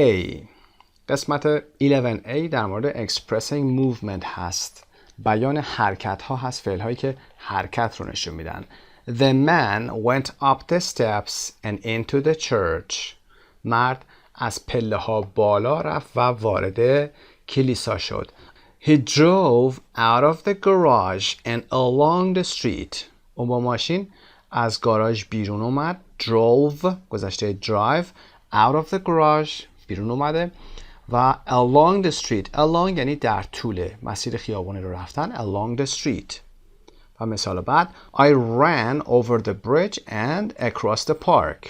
من از روی پل دویدم و across the park از پارک هم گذشتم. یعنی پارک رو پشت سر گذاشتم، از میان پارک رد شدم. To express movement, use a verb of movement. For example, go, come, run, walk, etc. and a preposition or adverb of movement. For example, up, down, away, etc. همینطور که در مثال ها متوجه شدید، برای بیان حرکت در انگلیسی ما از یک فعل حرکت مثل go, come, run, walk به معنای رفتن، آمدن، دویدن، پیاده راه رفتن و غیره استفاده میکنیم. انواع فعل ها، حتی رانندگی هم همینطور، drive و یا غیره. به علاوه یک preposition که حرف اضافه هست یا قید حرکت که به سمت بالا، به سمت پایین، دور شدن و غیره رو داره نشون میده. مثلا اگر بخوایم بگیم he drove away یعنی با ماشین دور شد. he walked away یعنی پیاده از اونجا دور شد، از جایی که داریم صحبتشو میکنیم دور شده. و اما note in or into, out or out of، این سوالی است که خیلی از دوستان دارن in بگیم یا into بگیم وقتی میخوایم بگیم وارد جایی میشه. Remember use into or out of plus noun or in or out if there isn't a noun. به همین سادگی سوال پاسخ داده میشه. وقتی اسم رو دارید، مکان رو دارید، میخواید بگید باید براش into بیارید. مثلا come into the living room، بیا داخل اتاق نشیمن. اینجا living room رو شما دارید. اگر میخواید بیرون از اون اتاق living room رو هم بگید از اتاق living room بیا بیرون، میگید come out of the living room. خب در برابرش این رو دارید. این دیگه پشت سرش اسم نداره. come in بیا داخل. و he went out of the house، اون از خونه بیرون رفت. he went out of the house. out of با اسم اومده. و he went out، اون بیرون رفت. he went out به این شکل. See expressing movement page 162 که در صفحه 162 هم بیشتر به این مسئله پرداخته میشه. پس یادتون باشه out of و into با اسم میان و اگر اسم نداشته باشید come in، come out، go in و غیره بدون اسم از in و out تنها استفاده میکنید. Word order of phrasal verbs، افعال عبارتی رو ببینیم ترتیب واژگانشون چی هست. Number 1 what time do you get up؟ get up یک فعل عبارتی هست. از get به علاوه up درست شده. چه ساعتی بلند میشی؟ کی بلند میشی از رخت خواب؟ I don't usually go out during the week. معمولا در طول هفته بیرون نمیرم. I don't usually go out. Go out بیرون رفتن. Number 2 put on your coat. Put your coat on. Put it on. در درس صحبت کردیم به سه حالت میتونیم بگیم کتتو بپوش. Put on your coat. Put on یک فعل عبارتی هست. Put on پوشیدنه. بعدش میتونیم noun رو بیاریم یعنی اسم. Put on your coat. یا اینکه بگیم put your coat on، اسم رو بیاریم وسط put و on قرار بدیم، فعل رو بازش بکنیم دو قسمتش رو، اسم رو بذاریم بینش، و یا اینکه به جای coat ضمیرش رو بیاریم بگیم it، چون your coat مفرده. put it on بپوشش. سه حالت تونستیم بگیم. turn off the TV و یا turn the TV off. turn it off سه حالت. turn off خاموش کردن، میتونه از هم باز بشه و it رو هم در بین خودش بگیره. اما سه حالتش به این شکل هست. turn off the TV تلویزیون رو خاموش کن. اسم رو بعد از turn off آوردیم، بعد از فعل عبارتی آوردیم، و یا بازش میکنیم turn off رو the TV رو وسطش قرار میدیم. turn the TV off، turn the radio off، turn your cell phone off، و یا اینکه به جای اون شی و آبجکتمون چی میاریم؟ یک ضمیر میاریم. ضمیر مناسبش هم it هست. اگر چند تا وسیله باشه میتونیم them بیاریم. For example turn your cell phones off، موبایلاتون رو خاموش کنید. turn them off به جای cell phones میتونیم them بیاریم. سه حالتی که تونستیم بگیم. و I'm looking for my glasses، دنبال عینکم میگردم. I'm looking for، look for یعنی دنبال چیزی گشتن. اما آیا میتونیم look for رو همینجا بازش کنیم و بیایم بگیم look my glasses for، I'm looking my glasses for؟ میگیم خیر. اینا از جمله فعل‌های عبارتی هستن که قابل جدا شدن نیستن. separable نیستن. separable یعنی جدا شدنی. get up، put on، turn off، turn on از مثال‌هایی هستن که separable هن، قابل جدا شدن هستن و بینشون میتونید اسم یا ضمیر رو قرار بدید. اما look for، look after، take care و از این قبیل از جمله عبارت‌های فعلی هستن که قابل جدا شدن نیستن. inseparable هستن. پس look for, look after, take care مثالهاش میتونه باشه. مثالشو ادامه بدیم. Have you found your glasses? عینکتو پیدا کردید؟ No, I'm still looking for them. نه هنوز دنبالشون میگردم. I'm still looking for them. look for رو ببینید جدا نتونستیم بکنیم. بریم رول رو بخونیم. A phrasal verb is verb plus particle, preposition or adverb. For example, get up, turn on, look for. فعل عبارتی از یک فعل به علاوه یک وند تشکیل میشه که این وند میتونه حرف اضافه یا قید باشه. مثل get up, turn on, look for. Number 1, some phrasal verbs don't have an object. For example, get up, go out. بعضی از افعال عبارتی آبجکتی ندارن مثل get up. مفعولی لازم نداره. I get up. و یا go out, I go out. اینجا مفعولی وجود نداره. Number 2, some phrasal verbs have an object and are separable. بعضی از عبارتهای فعلی مفعول دارن و قابل جدا شدن هم هستن. With these phrasal verbs you can put the particle on, off, etc. before or after the object. برای این نوع فعل‌های عبارتی قابل جدا شدن ما میتونیم پارتیکل رو که قسمت دوم هست رو قبل از آبجکت قرار بدیم یا بعد از این آبجکت قرار بدیم که مثالش رو خوندیم. نمبر 2 رو turn off the TV, turn the TV off. off رو قبل از TV قرار دادیم، قبل از اسم، و یا اینکه بعد از the TV که همین آبجکتمون هست قرار دادیم. When the object is a pronoun, me, it, him, etc. it always goes between the verb and particle. نکته خیلی مهمه این قسمت همین هست.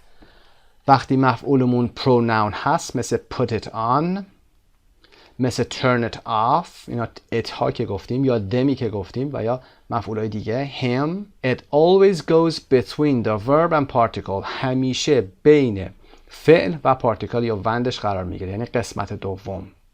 پس یادتون نره ضمیر pronoun همیشه بین این دو قسمت. اگر این فعل عبارتیتون قابل جدا شدن باشه جای ضمیر فقط بین این دو قسمت هست. نمیتونید بگید put on it، نمیتونید بگید turn off it. Here's your coat, put it on.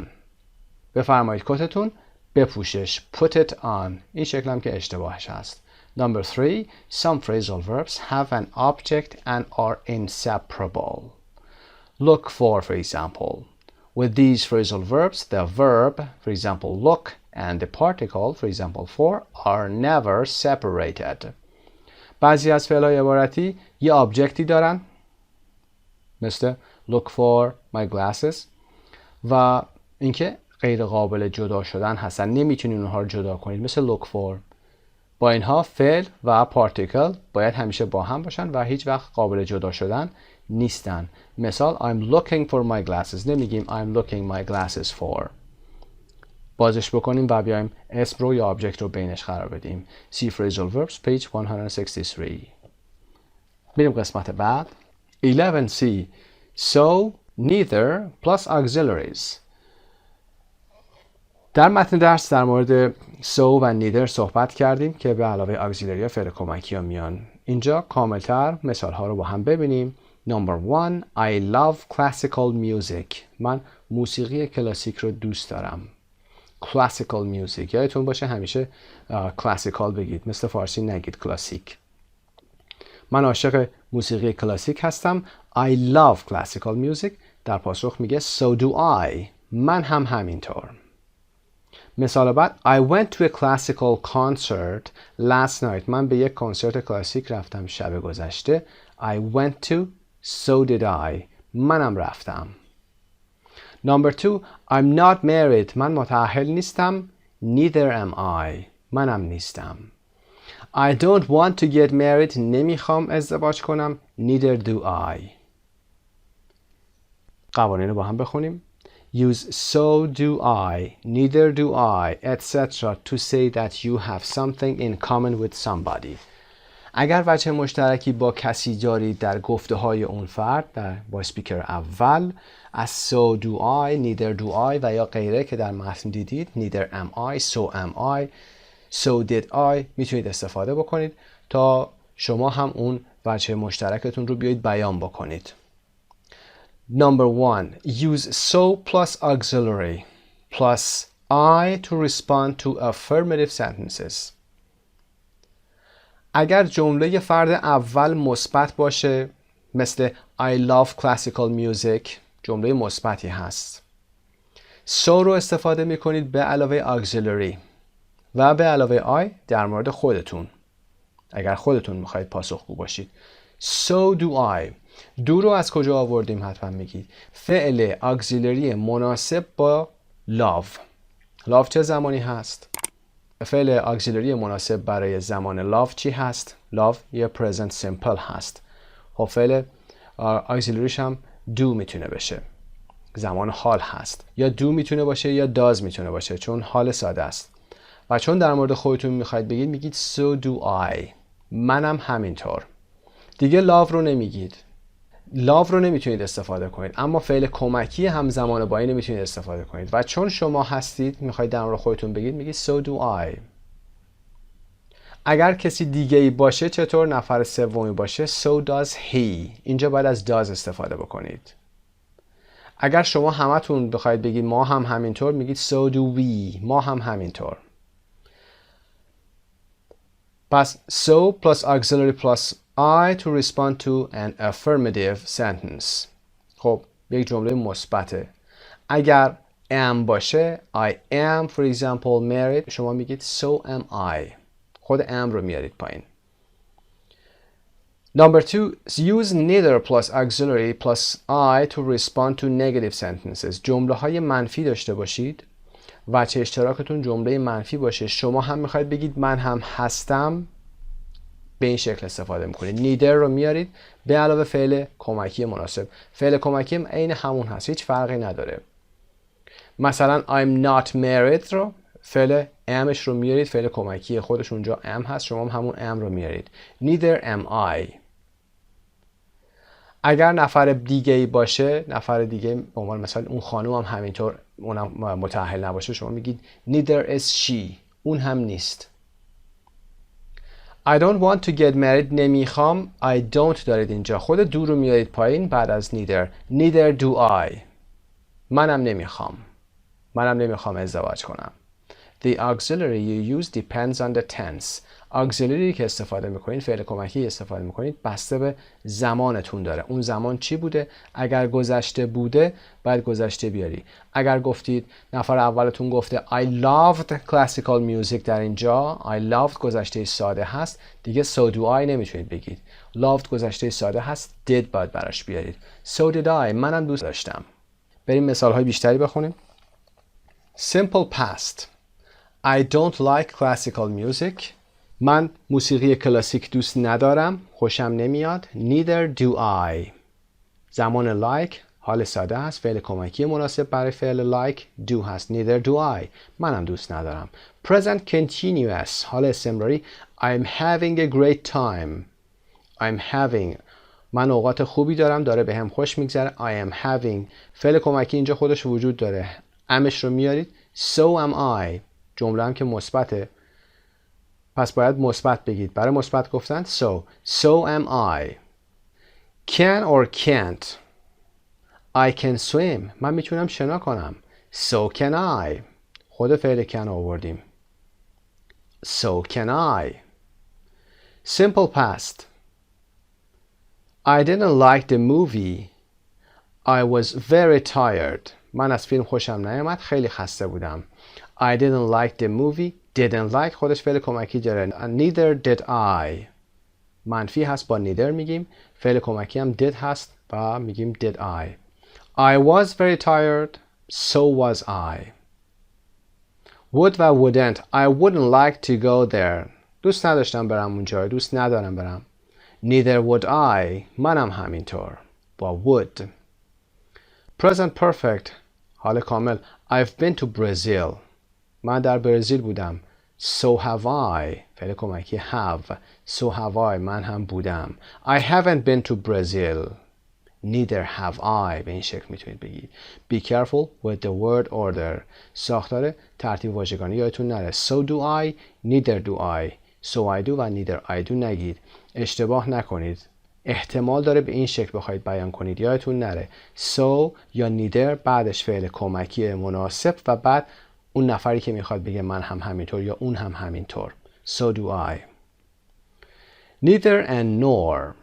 You can also use nor instead of neither. For example, I didn't like the movie. از فیلم خوشم نیامد. Nor did I or neither did I. به جای neither میتونید از nor هم استفاده کنید. پیام این قسمت همین هست. به جای neither همین ساختار، همین فرمول، به همین شکل به جاش nor میتونید بیارید. Neither is usually pronounced neither but can also be pronounced neither. neither میتونه به هر دو حالت neither و neither تلفظ بشه.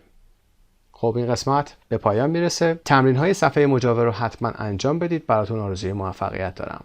به نام خدا. Vocabulary Bank Expressing Movement. Part A. Match the words and pictures. Number 6. Under the bridge. He went under the bridge. و یا it went under the bridge. Number 11. Along.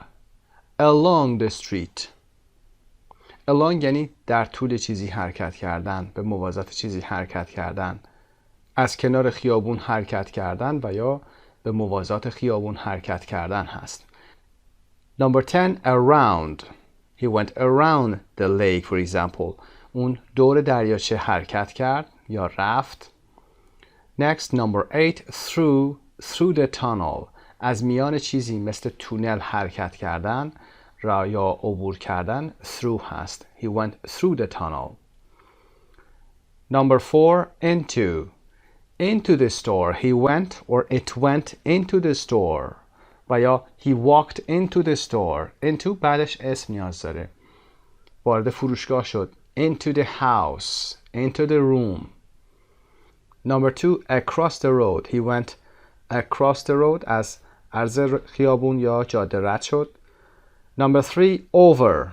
He went over the bridge or ran over the bridge.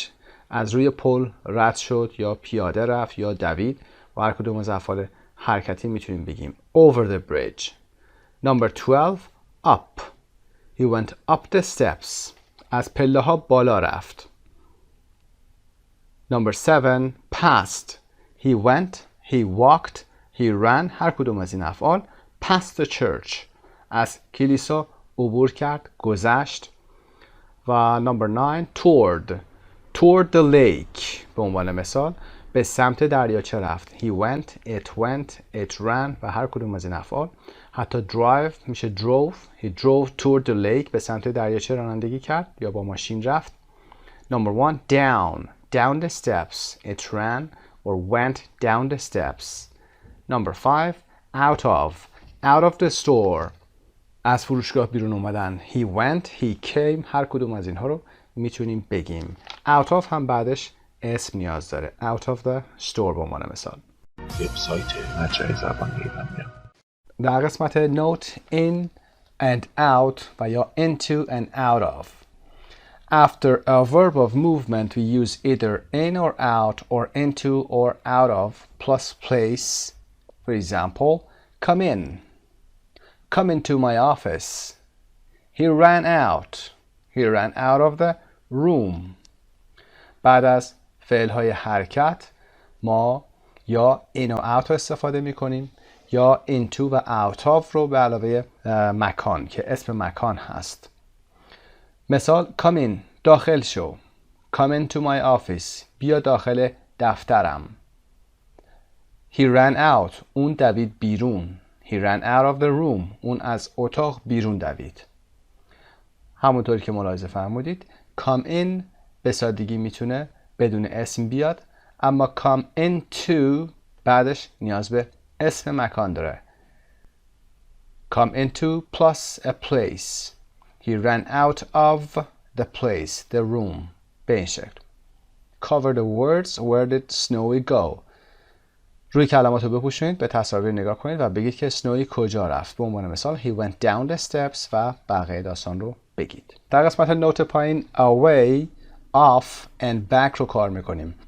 We use away to express movement to another place. For example, go away. I don't want to speak to you. The man ran away when he saw the police officer. away رو برای بیان حرکت استفاده میکنیم زمانی که حرکت به مکان دیگه‌ای باشه. به عنوان مثال میگیم go away که یک فعل امریه. دور شو. از اینجا برو. I don't want to speak to you or talk to you. نمیخوام باهات حرف بزنم. مثال بعدی میگه The man ran away when he saw the police officer. مرد وقتی که افسر پلیس رو دید دوید و دور شد. پس away رفتن از جایی به جای دیگه هست. Go away, ran away و یا drove away با ماشین دور شد. We use back to express movement to the place where something or somebody was before. For example, after dinner we went back to our hotel. Their dog ran away and never came back. خب back رو هم برای بیان حرکت به مکانی که چیزی یا شخصی قبلا اونجا بوده استفاده میکنیم. مثالهاشو در متن درس‌های گذشته داشتیم. به عنوان مثال بعد از شام ما برگشتیم به هتلمون.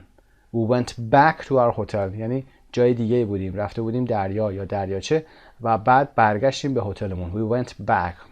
و مثال بعدی سگ اونها دوید و دور شد و هیچ وقت دیگه بر نگشت. Ran away مثال بالا هست. از اونجایی که ما بودیم دوید و دور شد و never came back یعنی پیش ما دیگه نیامد. We use off to express movement down or away. For example, get off the bus at the train station. The man ran off when he saw the police officer.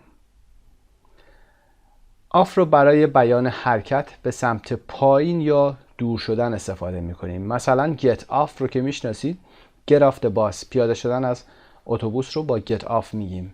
Get off the bus at the train station در ایستگاه قطار از اتوبوس پیاده شو. همونطور که این خانم داره این آدرس رو بهشون میگه. مرد وقتی که افسر پلیس رو دید دوید و دور شد. ran off مثل run away هست. vocabulary bank این قسمت به پایان میرسه. لطفاً برگردید به page 84. به نام خدا vocabulary bank phrasal verbs مربوط به unit 11 part B. قبل از اینکه این قسمت رو با هم شروع کنیم بهتر هست که بریم قسمت نوت پایین رو با هم بخونیم. شما هم کتاب رو قسمت پایینش رو بیارید لطفاً. در قسمت نوت علامت گذاری کرده 3 حالت داریم type 1, type 2, type 3. عبارت‌های فعلی رو گفتیم خدمت شما. بعضی از عبارت‌های فعلی مفعول میگیرن، بعضی ها نمیگیرن، بعضی ها هم که میگیرن قابل جدا شدن هستن یا نیستن. اینجا رو توضیح میدیم. عبارت‌های فعلی که در این صفحه با رنگ سبز اومدن تایپ 1 هستن، اونهایی که با قرمز اومدن تایپ 2 هستن و اونهایی که با رنگ آبی اومدن تایپ 3 یا نوع 3 هستن، نوع 3 هستن. تایپ 1 اونهایی که گرین هستن no object یعنی مفعول نمیگیرن. The verb and the particle on, up, etc. are never separated. I get up at 7:30. مثالش رو هم آورده. فعل و وندش که وند که گفتیم قسمت دوم این فعل عبارتی هست مثل on, up و غیره هرگز از هم جدا نمیشن. چون آبجکتی ندارن هرگز از هم جدا هم نمیشن. مثل I get up at 7:30 نمیتونیم به هیچ عنوان این رو get و up رو از هم جدا کنیم. پس سبز ها از این نوع هستن. Type 2 plus object یعنی object دارن. The verb and the particle on, up, etc. can be separated. Turn the TV on or turn on the TV. اینو فعل عبارتی object میتونه داشته باشه، مفعول میتونه داشته باشه و قابل جدا شدن از هم هستن. یعنی میتونید مفعول رو بینشون هم قرار بدید. مثل turn the TV on, turn on the TV به این شکل. و تایپ 3 که رنگ آبی آورده the verb and the particle on, up, etc. are never separated. اینا inseparable هستن، قابل جدا شدن نیستن. مثل look for در متن درس هم گفتیم take care و غیره. مثال look for your keys دنبال کلیدات بگرد not look your keys for.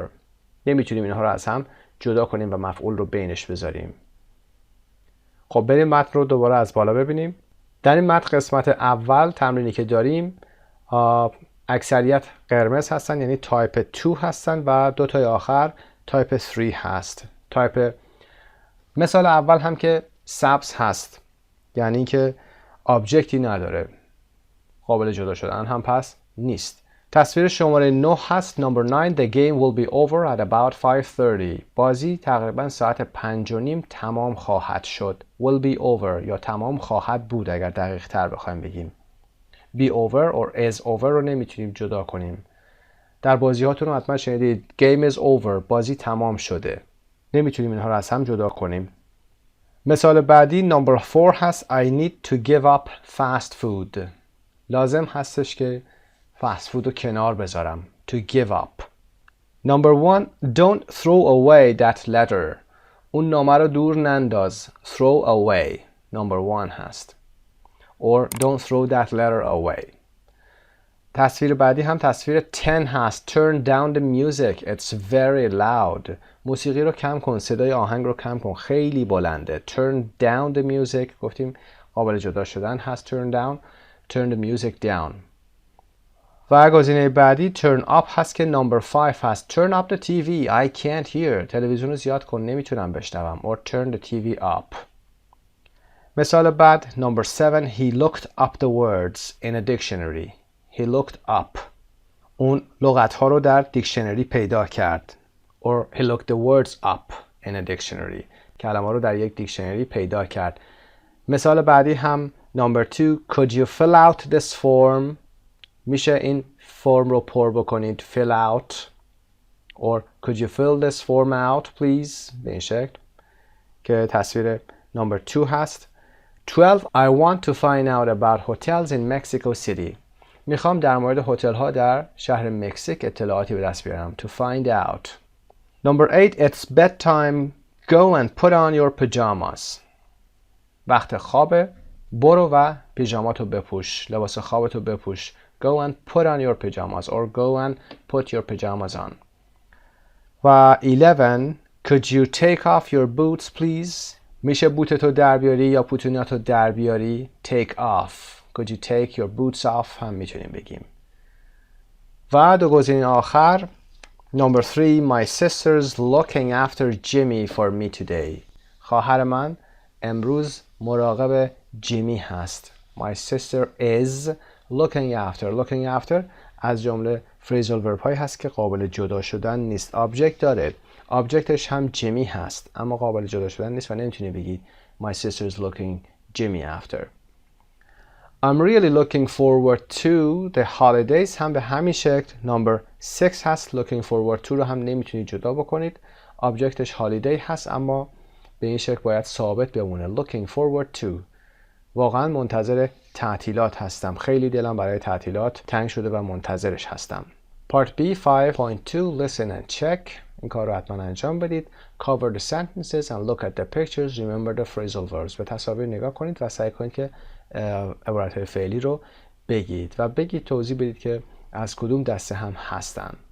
Part D. Look at these other phrasal verbs from files 1 to 10. Can you remember what they mean? خب در قسمت پایین یه سری فعل‌های عبارتی اومده که از درس 1 تا 10 هست که باهاش کار کردیم. حالا با نگاه بهتری به اینها با نگاه phrasal verb کار میکنیم و ببینیم که اینا قابل جدا شدن هستن یا نه. به این شکل ادامه خواهیم داد. فعل عبارتی اول get up هست. بلند شدن. Get up از تایپ 1 هستن. اینا مفعول ندارن. Come on آمدن هست. بیا و یا بس کن و یا حالتهای دیگه هم بوده معناش. Go away که رفتن به جای دور هست به سفر و یا غیره هست. For the weekend این هم تایپ 1 هست. نمیتونید جدا کنید. Go out بیرون رفتن شب هست. Stand up بلند شو وایسا و sit down بشین. اینها قابل جدا شدن نیستن و اینکه مفعولم ندارن. حالت بعدی حالت قرمز هست که آورده تایپ 2 هستن. آبجکت دارن و میتونن جدا بشن. کار کردیم. Turn on the TV. Turn the TV on or turn it on اگر مفعول اگر بخوایم ضمیر هم براش بیاریم. روشنش کن. مثال بعدی turn off هست. خاموش کردن که همه حالتاش میشه. Turn the TV off. Turn off the TV. Turn it off.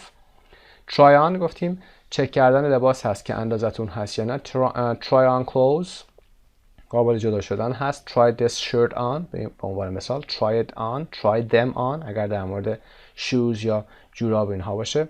Give back something you've borrowed وقتی چیزی رو قرض میگیرید میخواهید برگردونید، به نفر اول میخواهید برگردونید، give back هست، پس دادن هست.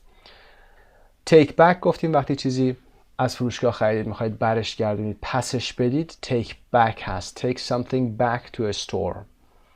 call back یعنی زنگی زده باشم به شما دوباره بخواید بعداً زنگ بزنید. I call you back later. pay back money که شما قرض گرفتید هست، مشابه همون give back هست. give back میبرید برمیگردید. pay back هم پرداخت هست به هر روشی که میخواید pay back میکنید. I will pay your money back. write down که نوشتن هست روی کاغذ و write down the words. write something down, write the shopping list down or write down the shopping list. put away که جمع کردن لباس هست و گذاشتن توی کمد یا کشو هست. put your clothes in a closet for example. pick up برداشتن چیزی از روی زمین هست. اینها همه قابل جدا شدن هستن و میتونن مفعول رو در بین خودشون یعنی بین قسمت اول و دوم داشته باشن، یعنی که ضمیر بیارن بین خودشون قرار بدن. و سه مثال آخر هم که از تایپ 3 هستن، قابل جدا شدن نیستن، حفظ باید بشید. object دارن، look for به عنوان مثال دنبال چیزی گشتن. look for something you have lost. I'm looking for my glasses. get on و get off که سوار شدن به اتوبوس و غیره هست. میتونید مثال بزنید. I get on the bus. I get off the bus. به این شکل مفعول داره اما قابل جدا شدن نیستن اینها. get along هم که گفتیم ارتباط داشتن. get along with یعنی با کسی ارتباط داشتن. get along with a person. اینها هم به هیچ عنوان قابل جدا شدن نیستن. اما میتونید get along well with someone داشته باشید، اما اینکه مفعول رو بخواید بیایید در این بین قرار بدید به هیچ وجه امکان پذیر نیست. خسته نباشید. لطفاً برگردید به page 87.